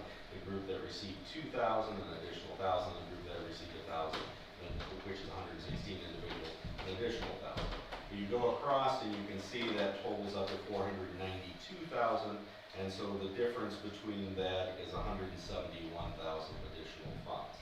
And then if you go down and you look at option 2 proposed by Commissioner Webster of levying or moving everyone up to 2,500 with the upper individuals of 14 individuals at 5,000. The 50 individuals that already got 2,500 would not get anything additional. The individuals that got 2,000 would get 5,000 more. That's 5 of them. And then the 116 would get an additional 1,500, taking them up to 2,500. So when you go across, that totals up to 497,000. And then when you go down, it's $176,000. Either option 1 or option 2 provides less money than was proposed to be expended to begin with. I have a question on the option that was mine. 2,500 to everyone, why do 14 have 5,000? I thought that you included that No, separate. No, 2,500 to everybody. Oh, then divide that in half, and that's 35,000. So that subtracts another 35,000 from the total. I thought you had included No. those as the other. No, 2,500 to everyone in my mind was 2,500 to everyone, including the 14. So that makes it 141,500. And option 1 is 171,000, which gives everyone an additional amount. All right, since there is no motion yet, we can enter into a discussion before someone makes a motion, if that happens. Anyone have any thoughts on option 1 or option 2? If not, I'll just comment on mine, which was option 1, was I thought that we would take that top bracket where everyone had their money pulled back, everyone got the 5,000 or more, and we're gonna completely level that and simply give $5,000 to those people, middle managers and above. This is not an uncommon thing when you're giving bonuses to people, whether you base it on percentage or flat rate, then people at higher levels get a little bit more. But on the other hand, it seemed to me that the spread was too much, and by giving all of our other employees another 1,000, it would, as you can see, it reduces that spread significantly and gives people more money. As I said yesterday, it seems strange that you're giving away money you could make people unhappy, but I think this perhaps will cause the least pain. And if I may speak to option 2, I feel like probably the 116 people, many of them had more frontline exposure. So while upper management may have had some increased workload, probably frontline people were the ones who were more face-to-face with the public. And by giving everybody $2,500, you don't have to justify, why is there a category that's $5,000? Why is there a category that's $3,500? Why is there a category that's $3,000? And why is there a category that's $2,000? You just don't have to explain that. Everybody got $2,500 and it all equals out. That's my feeling about that. So, of course, the people getting 25 won't get any more next week. Right. Some hard feelings there, and there may be reasons I wasn't involved in the original discussions on disperses. Look, there were probably reasons to have some spread here, but I understand what you're saying. Anyone like to speak on this? I think that I'm in favor of a straight everyone across, because it is equity.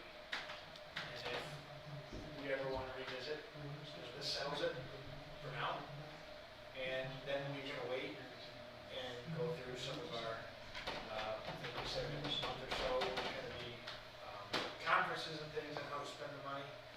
Let's resolve this and be equitable, and then learn what we can do with the money and take our time and go from there.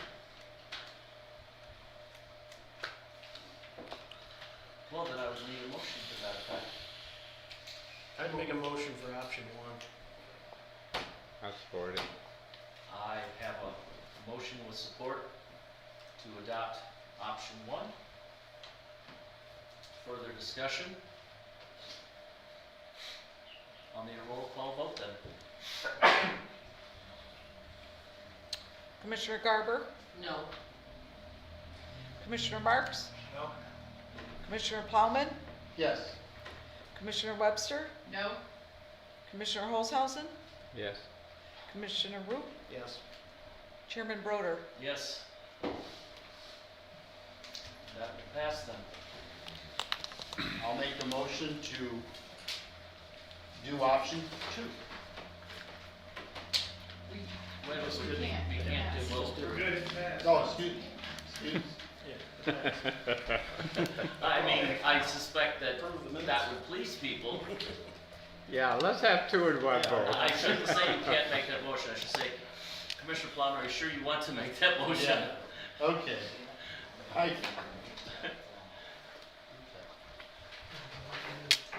And if I could just, can I get again just a list of who is all in these categories? Do you have that? I mean, is that what this sheet is?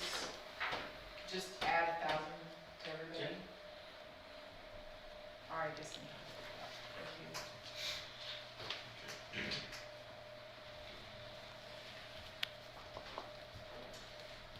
Okay. I'll continue.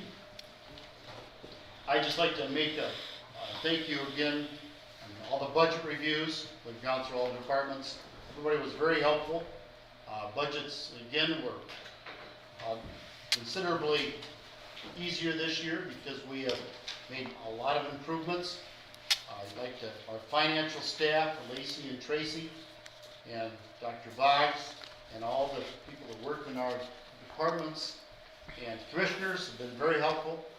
And I would just like to say that the process went very smoothly and everybody had a good understanding where they stood for 22. And of course, we'll be bringing that, most likely, we'll have a lot more discussion on the budget next month. And then I'd like to make a motion to approve the minutes of the September 20th, 2021 Finance Administration Committee. I'll second that motion. I have motion with support. Any discussion on the minutes? All in favor say aye. Aye. And it passes. Thank you, Commissioner Plum. Commissioner Webster, Public Safety and Courts Committee, please. All right, item A, I move to approve the invoice from Raven Mobile Safety in an amount not to exceed $9,500. Support. Have a motion with support. Any discussion on that? Roll call vote, please. Commissioner Marks? Yes. Commissioner Plowman? Yes. Commissioner Webster? Yes, Commissioner Holzhausen, can I come back to him? Did he leave? He's absent, no vote. It's a no. Commissioner Root? Commissioner Garber? Yes. Chairman Broder? Yes. That passes. sorry. Item B, I'm still not used to doing this, I think. I move to approve the contract as presented from La Casa in an amount not to exceed $49,998 to be paid from the Child Care Fund and authorize the board chair to execute the agreement. Support. Have a motion with support. Any discussion regarding that item? Seeing none, roll call vote, Is please. that Commissioner Plowman? Yes. Okay. Commissioner Plowman? Yes. Commissioner Webster? Yes, Commissioner Holzhausen? Commissioner Root? Yes. Commissioner Garber? Yes. Commissioner Marks? Yes. Chairman Broder? Yes, it passes.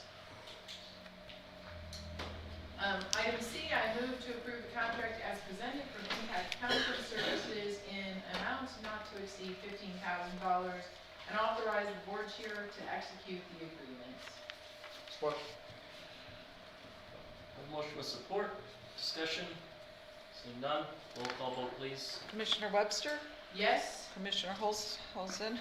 Commissioner Root? Yes. Commissioner Garber? Yes. Commissioner Marks? Yes. Commissioner Plowman? Yes. Chairman Broder? Yes. item D, I move to approve the refilling of juvenile caseworker for family courts. Support. Have a motion with support. Any discussion? Roll call vote, please. Commissioner Holzhausen is not there. Commissioner Root? Yes. Commissioner Garber? Yes. Commissioner Marks? Yes. Commissioner Plowman? Yes. Commissioner Webster? Yes, Chairman Broder? Yes. I move. sorry. I move to approve the funeral expenses. Somebody's gotta do it. I'm getting I- tired. I move to approve the funeral expenses for Deputy Darrell Henderson for whatever FEMA does not cover up to and not exceed $12,000. Support. I've got a motion with support. Any further discussion on that item? I would just note that I discussed this with the sheriff today, and he and I are gonna begin the process, this week for the FEMA application. So for those who weren't here last night, we learned yesterday that FEMA will pay up to $9,000 for COVID funeral expenses, and so we're gonna be applying for that. And we'll be picking up balance, which The will probably balance. be slightly less than $3,000. Oh, and a point of, just a point, it is 50,000 for his life insurance. I Yes, believe. that was discussed yesterday. The question came up whether life insurance was 25 or 50. and it was Non-reps, 50. it is 25, All right, well, that's good to hear. so you guys. All right, roll vote, please. Commissioner Root? Yes. Commissioner Garber? Yes. Commissioner Marks? Yes. Commissioner Plowman? Yes. Commissioner Webster? Yes, Commissioner Holzhausen? Yes. Welcome back. Chairman Broder? Yes. Roger. You got me. I move to approve the minutes of the September 21, 2021 Public Safety and Courts meeting. Support. Motion with support. Any discussion on the minutes? All in favor say aye. Aye. Opposed? Passes. This concludes my report. Commissioner Garber? Thank you. I would move that we approve the contract renewal with the Shiawassee Regional Education Service District for hearing and vision screening for an amount not to exceed $13,770 and authorize the board chair to execute the contract. Support. A motion with support. Is there any discussion on that item? Roll call vote, please. Commissioner Garber?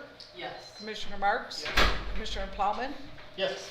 Commissioner Webster, Yes. Commissioner Holzhausen, Yes. Commissioner Root, Yes. Chairman Broder. Yes. I move that we approve the contract renewal with Convenient Urgent Care for sexually transmitted infection services and authorize the board chair to execute the contract. Support. Motion with support, discussion.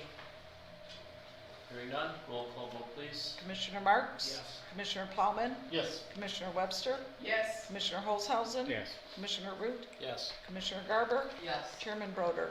Yes, and that passes. I move that we approve the contract renewal with Shiawassee Health and Wellness for social work service as part of the maternal infant health program and authorize the board chair to execute the contract. Support. Motion with support, discussion. Roll call vote please. Commissioner Plowman? Yes. Commissioner Webster? Yes. Commissioner Holzhausen? Yes. Commissioner Root? Yes. Commissioner Garber? Yes. Commissioner Marks? Yes. Chairman Broder. Yes. I move that we approve the contract renewal with Shiawassee Health and Wellness for social work services as part of the Perry Schools Child and Adolescent Health Program in an amount not to exceed $82,101 and authorize the board chair to execute the contract. Support. Motion with support, discussion. Yes, I have something.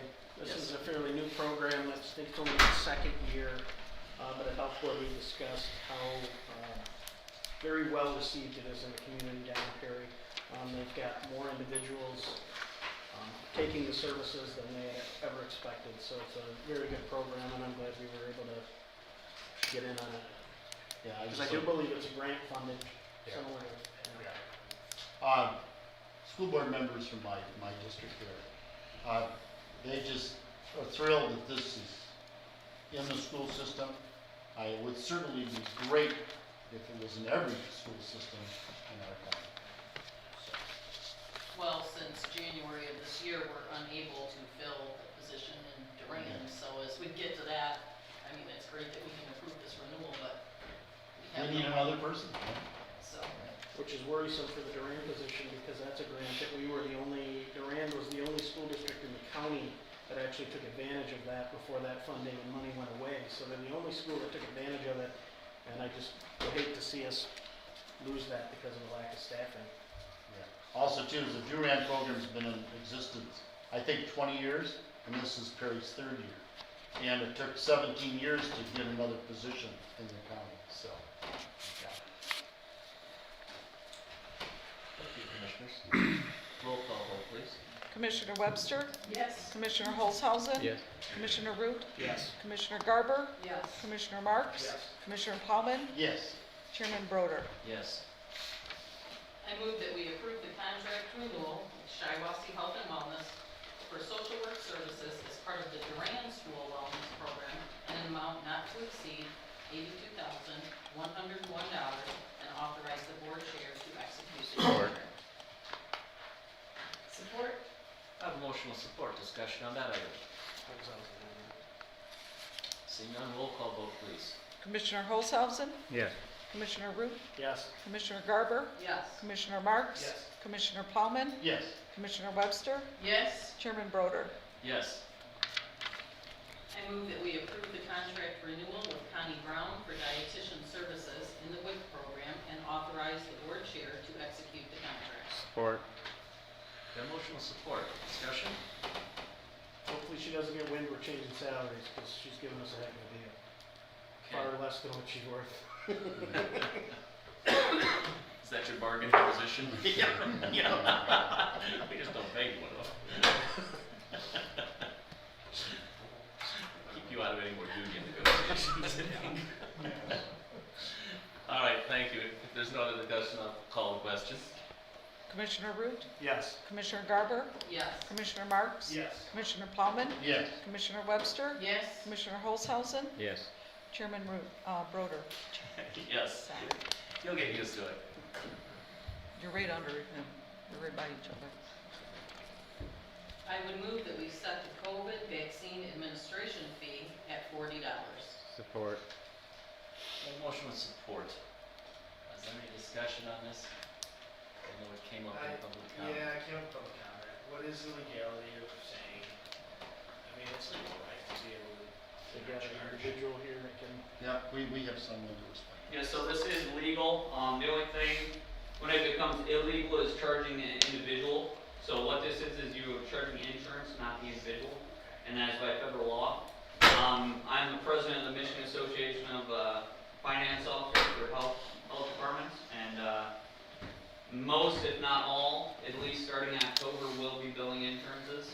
Many of which have already started and have been doing this already. So this is nothing new in terms of billing insurances. It just will be for the Shiawassee County Health Department. And for people who don't have insurance? There is no charge. All right, and that is perfectly legal. Yes. Thank you.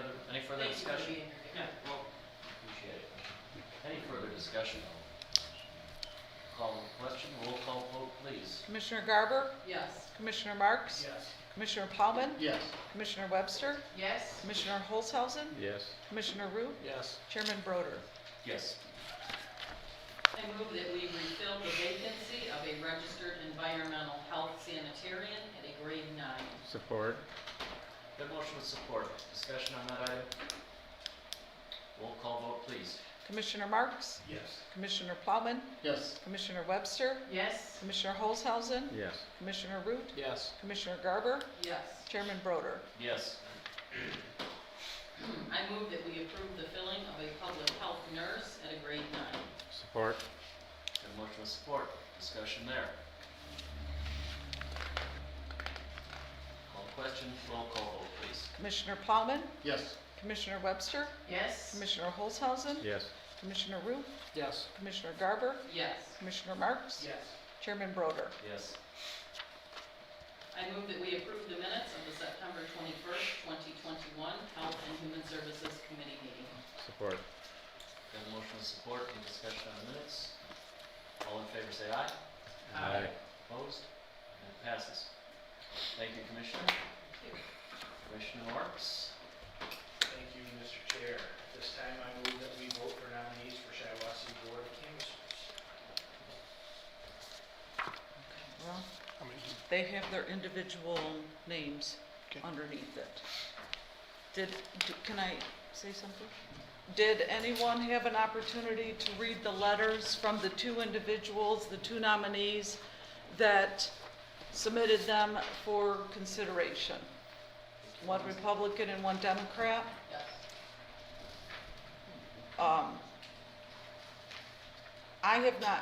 I work with these boards very closely, and I would encourage any one of you to come and observe a canvass of an election. And I'm just encouraging you to be mindful of the two that did submit, because for the requirements, they didn't have to. No commissioner required it or asked them of it. So Lenore McMaster is the representative for the Republican, and Carol Spaniola is the Democrat nominee that they both submitted, and would continue on for your appointment, and it would be greatly appreciated if they were also selected. Shall we just vote and pass it in the Yep, white? we'll pass it down. I will note that Caroline and myself reviewed this yesterday, and it does have to be done at the Board of Commissioners meeting. Did you destroy yesterday's? Yes, I did. All right. I didn't even look at them twice. I don't remember who brought that up. I think it was Cindy. Thank you for doing that. Whoever interrupted that and fixed it. My appreciation. There you go. Okay, just need a minute. He likes interruptions. Well, everyone's a great while. We appreciate it. Thank you.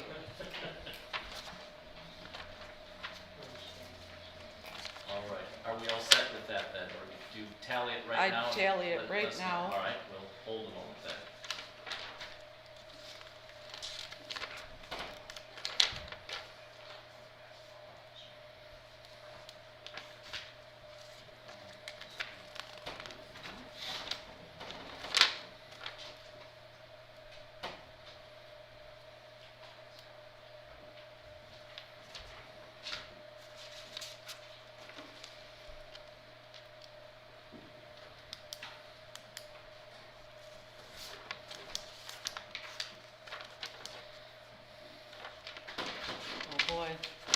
tie. Okay, I have Carol Spaniola as the Democrat nominee for the next 2 years, and Lenore McMaster for the Republican for the next 4 years. I would put that in the minutes. That's all that's done on that. Thank you. You're welcome. That completes that item. That goes. In that case, Mr. Chair, I'd like to move on to item B. I move to approve the minutes of the September 22, 2021 committee of the whole meeting. Second. Did you, what's Did that? I hear support? Thank you. On this item, we've had a bit of a question today from Commissioner Root regarding how the minutes reflect that he was not here. Commissioner, would you like to explain that? Yeah, sure. Please. I was not here Monday, Tuesday, or Wednesday because I am not a member of any committees on Monday and Tuesday, and therefore Wednesday is a committee meeting still, but it is a meeting of the committee members that met Monday and Tuesday. Therefore, it's not a requirement for me to be here. I don't need to be here, so it's not, I am not absent when I'm not here. I'm not a member of those committees, so. And those being the committees, the only one I am actually officially on is this board that makes the final decision. And I've looked into that a little bit, and Dr. Boggs and Caroline, and interestingly, the jury is kind of out on different descriptions of various committees of the whole at county level and around the state. It may seem to some like a tempest in a teapot, but I want to reflect it correctly. I mean, so it is it's up to the board. My suggestion, yes. So when I reviewed this, the definition included two parts separated by an or, you know, so it was a disjunctive discussion, and it was either, it is a makeup of the individuals of a committee, of committees coming together, or it is members of an assembly that would normally meet, the assembly being in this case the Board of Commissioners. So it seems like it's a local operating rule, and your local operating rule, because it is one or the other, and Caroline found that different counties are doing it different ways. So if you say that it is only those that have committee appointments, then that is what it is, for my cursory review. That is not a legal opinion. The rules of organization from January had standing committees, committee of the whole, finance, health, public, and economic. So one of the reasons, as you and I had discussed, it's listed on here as committee of the whole with all. And on both the sites, on the county website that you could look up the boards, it has committee of the whole referencing that it's all. And then this one, I don't care. It's just if cleanup needs to happen, it needs to be taken care of. And then it's listed here with all the board members. And so he is included in that. Now, and going further, making sure, because you did make a change, but that was removing you in those August minutes off of your board, your standing committees. So I guess the question would really come down to, when you have standing committees, what do you consider that? It listed whether you didn't ever do anything official stating he was not to be on any committees. I, and looking at it, we're reading the committee of the whole, that everyone would be present to discuss and vote on everything, on the final vote on Thursday, but I will add that those documents were either created by myself or my staff, and that was when everyone was on a committee. So Yeah. this issue has not come up until now. So it wasn't something that we were thinking of because everyone was on the committee. Right. So ultimately, from what I found, and you could have asked the corporate counsel to do some research on this and come back with a definitive memo on the case, but Can I make a motion? but you'd have to specify what it is. Can I make a motion that we define the committee of the whole as the assemblage of the whole? Do we want to do that? We still have a motion on the table though. To approve the minutes. Oh, I'm sorry. Yeah. Okay. We do have a motion on the table, and it was always, just personally, it was always my assumption that committee of the whole included Commissioner Root, so I didn't know about this till yesterday. I'm sure that the situation will resolve itself in January, when he will have committee assignments, when we do our reorganization. So perhaps we want to table this until next month when we can sort it out for how we define this. Well, I have another question too. So if Wednesday and Thursday are the same, why do we have Wednesday and Thursday then? That's my Exactly. question. I mean- That's always true. Not other counties do not do that, Yeah. like we do. People think we're crazy. It always seemed, at least for the time I thought it was a kind of an excellent thing, that it gave plenty of time for consideration, for questions, for public comment, and so on. And we're still here and it's after 7, so I don't know. These are particularly long ones, I understand.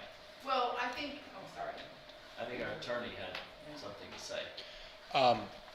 Just on the issue of the committee of, the general structure of using a committee of the whole, I have at least one other client, similar client to you as a municipality, that does do that. And typically that is, one of the reasons given is that you can have a more free-flowing discussion. And if there's time between the two meetings, you guys do the one meeting right after the other. Sometime if there's more time between the meetings, then ideas that come up can be more formulated into the next meeting. So it's not necessarily, I don't know how common it is, I don't have a million clients, but it's not unheard of that to have a structure where there is a larger meeting where final decisions are not made, and then the board meeting itself where actual decisions are made. So I just wanted to say that that's, some counties do it differently, but there are some that do it similar fashion to you. I'll comment. Back in the days, a long time ago, normally committee meetings of 3 were only attended by those 3 commissioners. Yeah.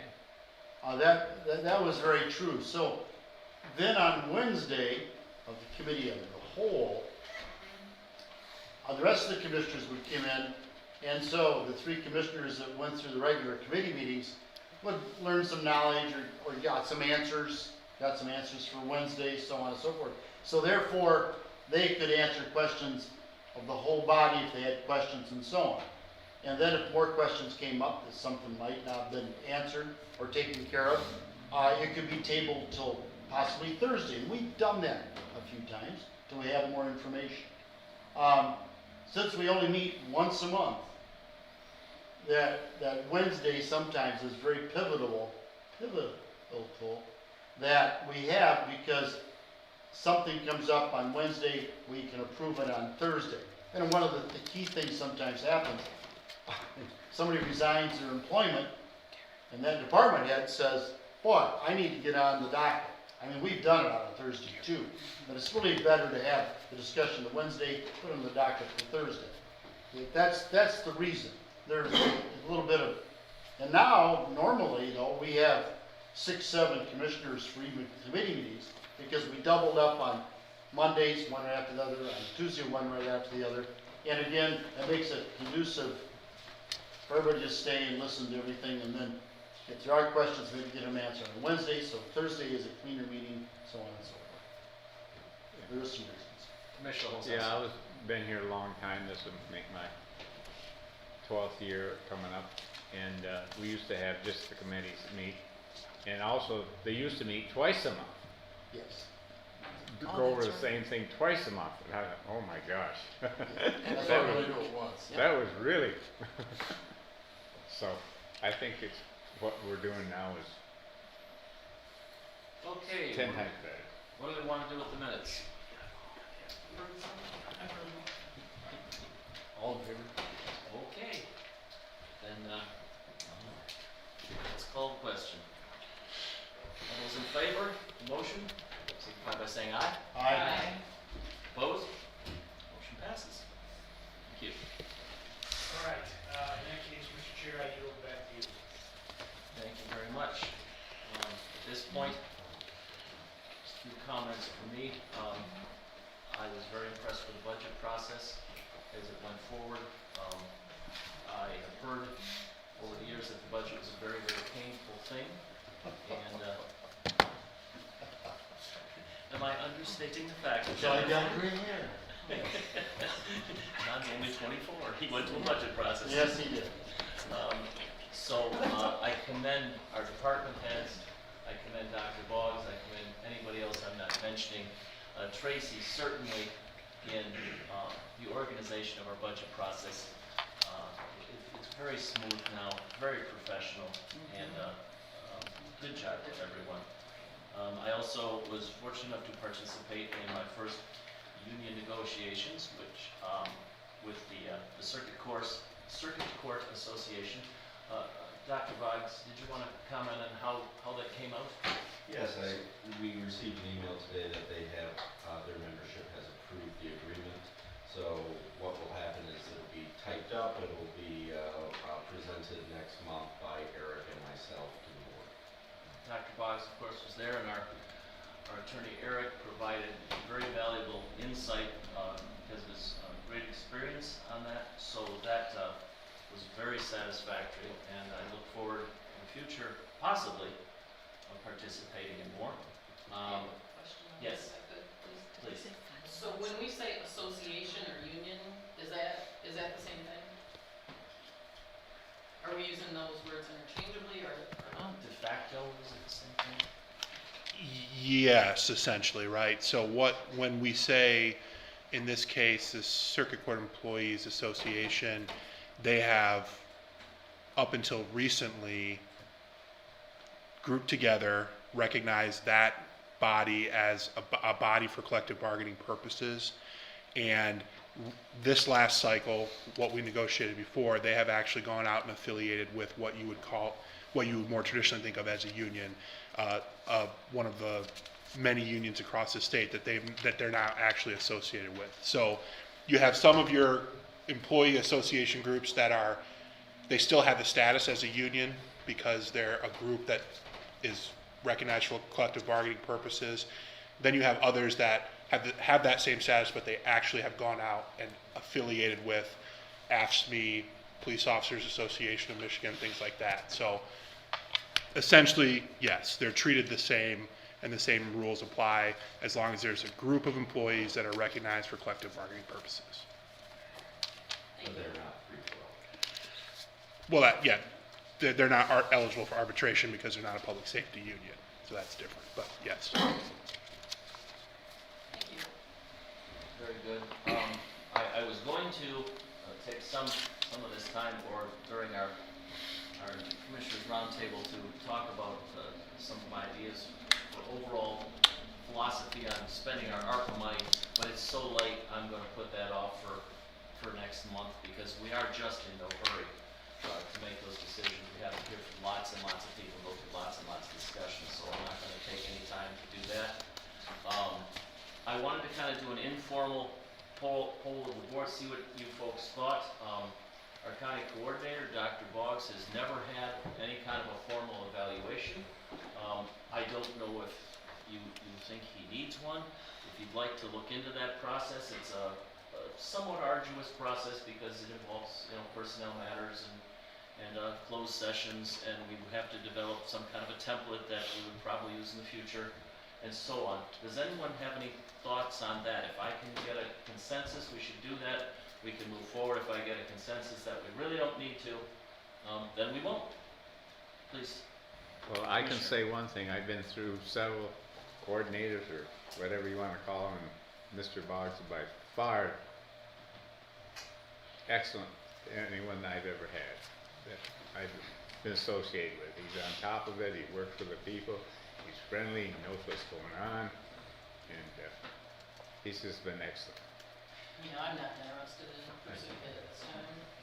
I got a no, is that a yes or a no? Do you think we should be going through an evaluation process? Well, that's beside the point, but I just want to give my 2 cents on it to start with at least, so.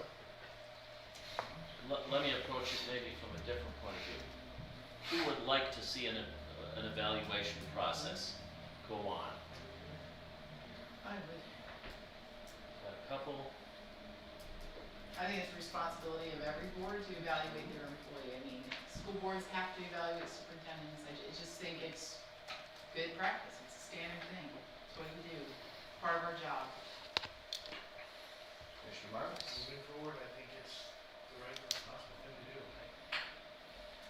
I mean, I don't know if there are criteria to evaluate them now, I don't think there is, so to evaluate them now would be fair, you know, the criteria, but yeah, we need to moving forward, have clear criteria, he knows, he can strive to get better, I wouldn't want.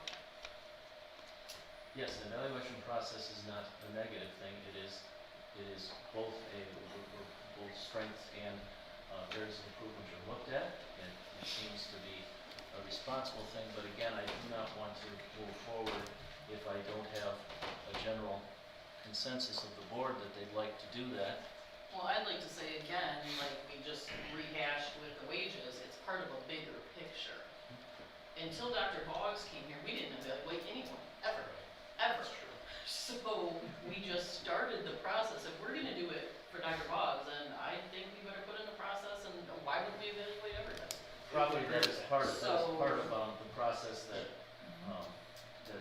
Commissioner Root was talking about, developing an outside HR person, and I think he got a kind of a consensus that we need to look into that and do that.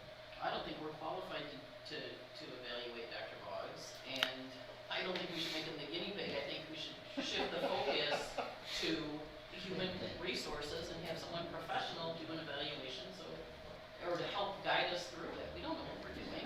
Well, you make a very good point of it, because I have preliminarily looked into it, because I didn't want to come to the board with this question without having some information, and it can be a very complex thing, you know, and when you're doing, it can be filled with minefields if you don't really step forward very carefully. I'm guessing there's Commissioner probably Plum. ways to work out. I would just say that, Dr. Boggs answers to the Board of Commissioners, there's 7 commissioners. We interact with him almost on a daily basis. For several of us, we're here every week, a couple, 3 days a week.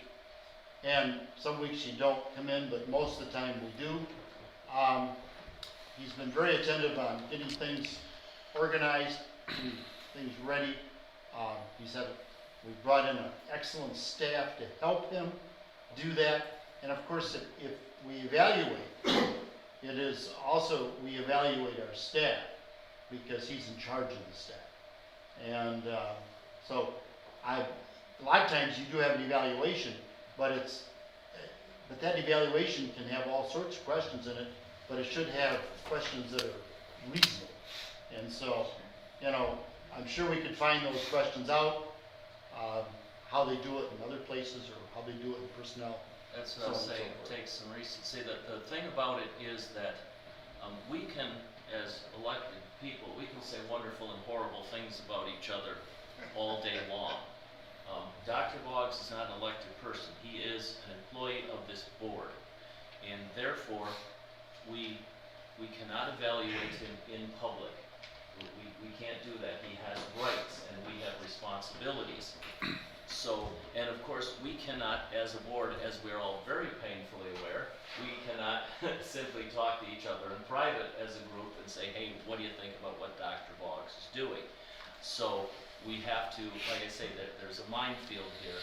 Dr. Boggs has rights, and John, you're correct, but there are certain things we don't discuss because of the Open Meetings Act. So that's why we would have an evaluation process, and then it would be up to Dr. Boggs whether it was an open process or a closed process. But I wanted to know if the board thought we were ready to go ahead with that. whether we should explore it, the possibility, and come back in the next month or two with a proposal on how to do it. It's certainly not something I'll say, next month let's go into closed session, and because we have to do this in a deliberate fashion that kind of sets a precedent for the future. But if I don't have some consensus, I wouldn't move forward that much.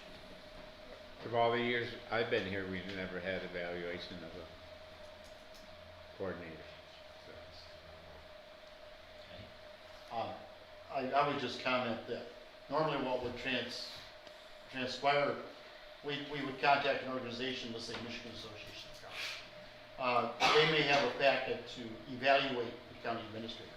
That packet would go to each commissioner, and it would be like ranked 1 through 5. One being the best, 5 the worst, or the opposite, 5 is the best, 1 is the worst, so on. But it would be in generalization. But again, that you can do things like that. That's normally how it's done. Yes, you start with a template, and then you get together in probably a closed session and have the discussion and so on. And like I say, it can be very, very involved, but if there is no desire for the general board to do that, then I won't. Or if you kind of give me the idea that maybe we could look into it in the next couple of months as part of a larger process. No? I guess I will then, at this point, perhaps leave that off, and please all of you think about the possibility. Perhaps I'll bring it up again next month, and maybe we can have a little bit further discussion. I think, personally, I think it is part of our responsibility, and to tell you the truth, I think it's Dr. Boggs' right to have some kind of evaluation that is done in private, and I think it might be our responsibility. So I will leave that one alone for now, but perhaps it'll come up again in the coming weeks. Before I finish, I had a quick question. Since we are going to have a closed session today, would it be inappropriate after Dr. Boggs will give your update for us to move the second opportunity to address to the public before a closed session so these folks can leave? I'm sure they don't want to sit outside and then have to come back. Is everybody all right with that? Yes. All right, very good. Then Dr. Boggs, please. Oh, excuse me, I did, thank you for reminding me. We have 3 board openings, or commission openings, and we have had interest, we've got good candidates. I would like to appoint to the Shiawassee County Parks and Rec Commission, Bonnie Reno, and I would need a motion to that effect. So moved. Support. I gotta move it with support. Is there any So is this discussion? being added to the agenda, board appointments? So then would I thought it was simply part of the. It's a motion to take an action on it. It's an action item that would be added to the agenda at the beginning with a 2/3 majority. But it didn't come through the other committees. I came to understand it was part of the chairman's report. No. Is that not the case? It's always been an agenda item. Yeah, It always it's always been an agenda. Then I would need a motion Do instead. you have multiple? I have 3. Then you should make a motion for all 3 of them to add them to the agenda. I make a motion that we add the 3 appointments that the board chair needs to make to the agenda for tonight. Support. Got a motion with support. Is there any discussion? We need a 2/3 at this point. Approval to add it to the agenda. May I have a roll call, please? Commissioner Webster, Yes. Commissioner Holzhausen, No. Commissioner Root, No. Commissioner Garber, No. Commissioner Marks, Yes. Commissioner Plowman, Yes. Chairman Broder. Yes. Well, that fails. Those appointments No. will not be made. No, because we It have passes. 2/3. Oh, No. 5, Yes, sorry. we had to have 5 if it is after the approval of the agenda. So those appointments will wait until next month. That will conclude my report.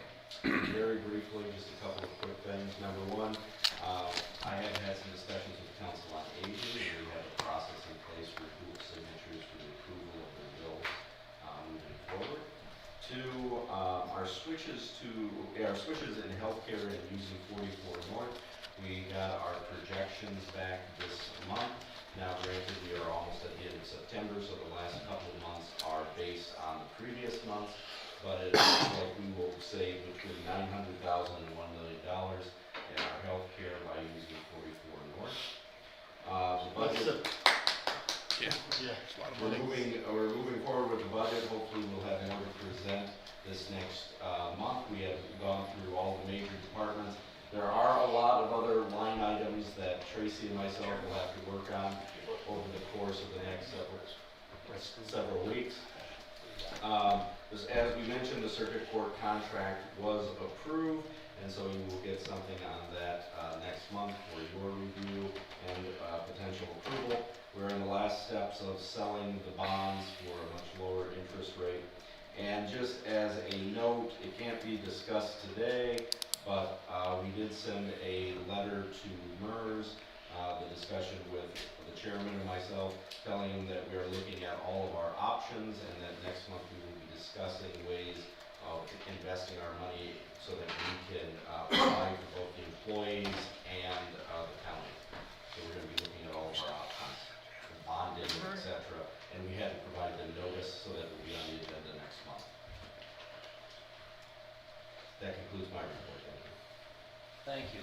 Then, at this time, we will be having a second opportunity, for the public to speak. Yes. So I just wanted to make clear to everyone who's here tonight and to the board that just because the public comment has been moved up does not mean that you can't stay and come back when we come out of closed session, because any decision on an item discussed in closed session will be made in open session. So if you want to stay and if there is discussion or decisions after this closed session, it'll be here, it'll be in the open. The meeting is not over. Feel free to stay and come back.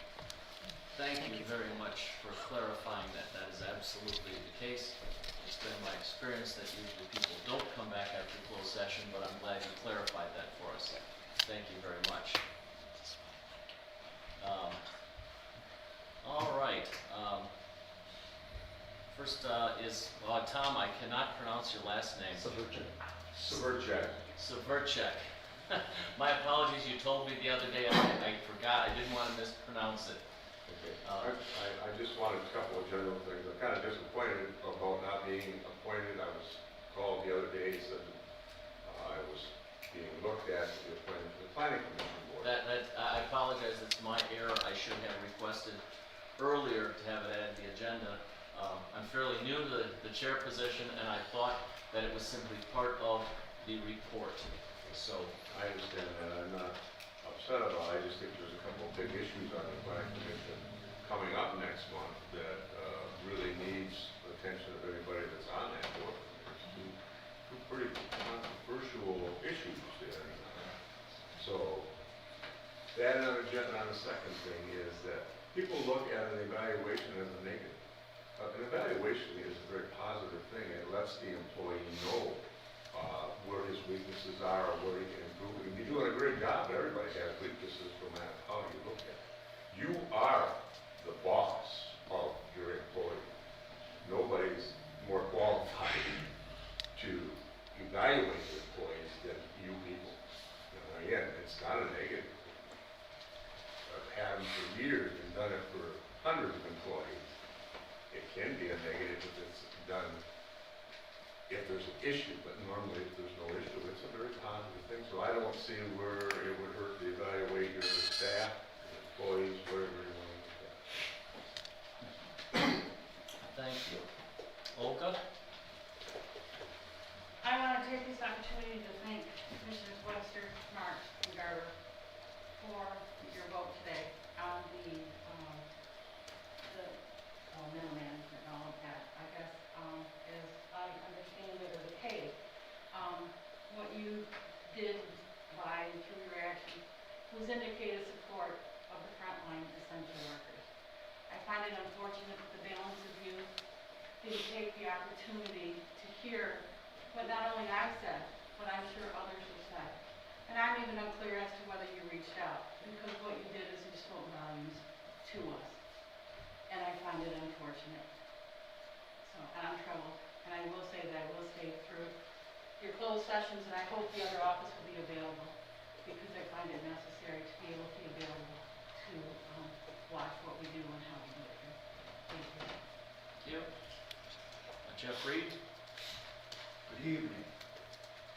I'd like to congratulate the board and everything for putting Teflon in a recall process. I think you should have given $10,000 to everybody, because there is so much of a chasm between the private sector, who you got the money from, and now you're paying strictly government employees for doing the same thing that the people at Riverside Market or Myers or any other places that you bought your toilet paper from, and basically you rewarded a specific group of people and everything, bonuses, that is going to come back and bite you, okay?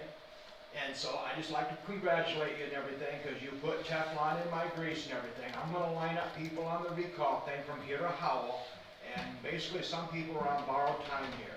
If not on the recall, but on next November when you go to be elected, because the public is not going to forget this. Number two,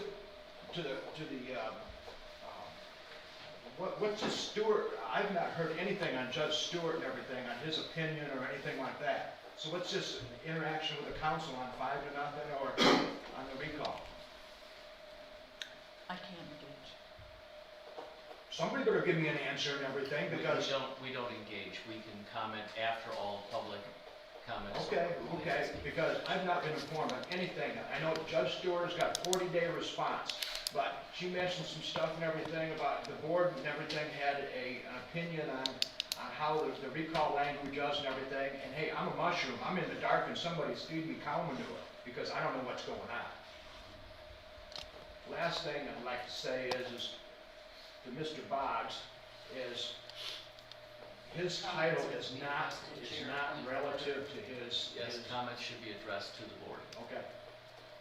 As far as to the board and everything, the county board coordinator title is not a good... He is like L. Brooks Patterson. He is the Shiawassee County Executive. Okay? Board coordinator, he runs the county business from day to day. You should take a look at that title and everything, because it's really not... He does more than coordinate the board and everything. He does a lot of other stuff, which would be in the realm of a county board executive. So it's just an observation that I had. But I thank you, folks. You, like Clint Eastwood said, you made my day on this, all this free tax money that you're giving to government employees. I love it, because it's going to come back and bite you. Thank you. Michael Carr. Thanks, sir. Mentioned earlier about 4% cost of living catch-up and then possibly another 2% next year. I hope you seriously consider that, because the last I saw, inflation this year is running like 6%. So if we don't do something now, we're just going to be way behind the power curve. So I appreciate the fact you were looking into that, and I hope you can be able to fund it. The other thing was, it's mentioned before, this is the last time I'll bring it up. But I asked your consideration to move this meeting to start at 6. I realize it kind of pushes a little bit later, but 5 o'clock is tough for a lot of people to get here. And most other jurisdictions around here have around 7 o'clock for their meetings. Yeah, they only usually run an hour long. I know this one's running a little bit long this time, but I'd ask you to at least seriously consider looking at moving the meetings this week to 6 o'clock and open up the audience to more faces. I've only spoken a couple of meetings now. I'm sure you're sick and tired of me already. So just please take that under serious consideration, have a discussion, and if you don't do it, that's fine. Thank you. Thank you. Caroline Wilson? I did want to thank the board for approving that position for the circuit court. They will be overjoyed tomorrow. I think I'll have to buy them pizza. I also just wanted to respond to Commissioner Marks and explain why we didn't go to our prosecutor, because when this was all happening in November of 2020, the county hiring attorney, there was a lot of questioning as to corporate counsel being the prosecutor. And it was pretty clear at that meeting that that was not the case, and that this counsel that was being hired was going to be able to be utilized by all county employees. Not county employees, department heads and elected officials. So with that, people had said afterwards, and rumors, and I'll just share what I had said to me, was that, oh, the board has hired an attorney for themselves. And I'm like, no, it's supposed to be available to department heads and elected officials. That being said, that's why I did not inform anything to our prosecutor. I wanted that cleared. Thank you. And Tom Menke. Yeah, as a boomer, I've got to say something here, because as coming to these meetings for probably 10 years covering, 12 years covering these meetings, I like engagement. I don't really give a rip about if you offend me. I'm a boomer. When I come, I want to talk to you all straight. I want you to talk back to me straight. I don't want fake sincerity, where you sit and you just smile and you listen maybe to what I say, then that's it. I have appreciated this board for stepping up and dialoguing back to the people. I appreciate that. Boomers appreciate that. Millennials don't. Millennials, they just want everybody not to be offended and everybody to get along great. Well, that's not life. So here's the open opportunity. Don't patronize me. You want to offend me? You want to tick me off? You patronize me. You got something to say to me? You say it. And if there's somebody out here that can't take it, well, then they shouldn't even be here. They should be big boys and big girls and pull up their pants. So that's what I've got to say on that. Historically, though, I want to talk about one more thing that's on the jail, is on the cookie. Historically, it went way back when you look at the history. And the wife of the sheriff was given so much money per year to feed the prisoners. Anything that she was able to save, the sheriff got to keep. That was just 40 years ago we had a sheriff doing that. He made a whole lot of money because he cut back the food, and so that's been a very common thing. And the very last thing was, I don't think any of us out here heard what was the second option. We only should see one option on here for the prosecuting attorneys. We don't see a second option, so we don't know what you voted on, because you voted on option 2. So it'd be nice if you could tell us. And okay, I got 22 seconds left. Any of you want to try and offend me? Go ahead. Please, you can't. I'm a boomer. I was born to my parents taught me to have tough skin. Thank you. Did you ride your motorcycle up the range? I do. Thank you. Yes, I do. Thank you, Tom. At this time, we're going to open it up to any board replies or comments. I thought I might try to offend Tom by telling him his motorcycle's ugly. I'm offended. I know you are. I'm going to start a recall. Anything? Respectfully request redress. Pardon me? Respectfully request redress. Redress? Yes. He wants to You wanted to speak? I'm sorry, I didn't have a slip from you. Did you still want to speak? Yes. I think we can allow that. It's become quite apparent that this board hasn't learned from their lesson of 2 months ago. Pay attention. All right, I don't see anybody wanting to make a comment, so we'll close that portion, and at this point, we are going to move into I'll a make a closed. motion to go to closed session. Oh. I'll second the motion. I didn't even have to ask. Root and plowman. Okay. Do you need one, an official one for the record? Yeah, just for the record, Brooke's motion might want to be something like, the board approves that we meet in closed session under section 8, sub It's on the H agenda. of the Open Meetings Act to discuss the contents of a written legal memorandum from the attorney regarding a former employee, which is exempt under disclosure section 13(1) sub J or G of freedom of information. It is on the I feel like that's what I said. I heard, that's what I heard. I heard it all. Oh, you need to do a roll I Yes. call. assume that Roll you're call. saying, you're saying so moved? So moved. And I second. Motion with support to move to closed You have session. roll. Roll call. We'll need a roll call for that. Commissioner Garber, Yes. Commissioner Marks, No. Commissioner Plowman, Yes. Commissioner Webster, Yes. Commissioner Holzhausen, No. Commissioner Root, Yes. Chairman Broder. Yes. Okay. Anyone No, wishing to it's stay five. for the It is after five. meeting can wait out in Thank the you. foyer over there. There's some chairs, feel free to make yourselves comfortable. Wait right here to It's get in the mail. We thought it was gonna be. All right, we are back. We are back in open session now, and I will entertain a motion. I move to authorize County Coordinator Dr. Brian Boggs to present a separation and release claims agreement to former employee Mark Pendergraft consistent with that which was provided to the board. Second. I have a motion with support. Is there any discussion regarding this? Yeah, I don't approve it, so. I don't like Mr. Pendergraft investigated, he thinks I'm a crook yet, so. He's rotten, so. Please don't interact. I'm sorry. Please don't interact. Is there any other discussion? Seeing none, I would like to call question, roll call vote, please. Commissioner Plowman, Yes. Commissioner Webster, Yes. Commissioner Holzhausen, No. Commissioner Root, Yes. Commissioner Garber, Yes. Commissioner Marks, Yes. Chairman Broder. Yes.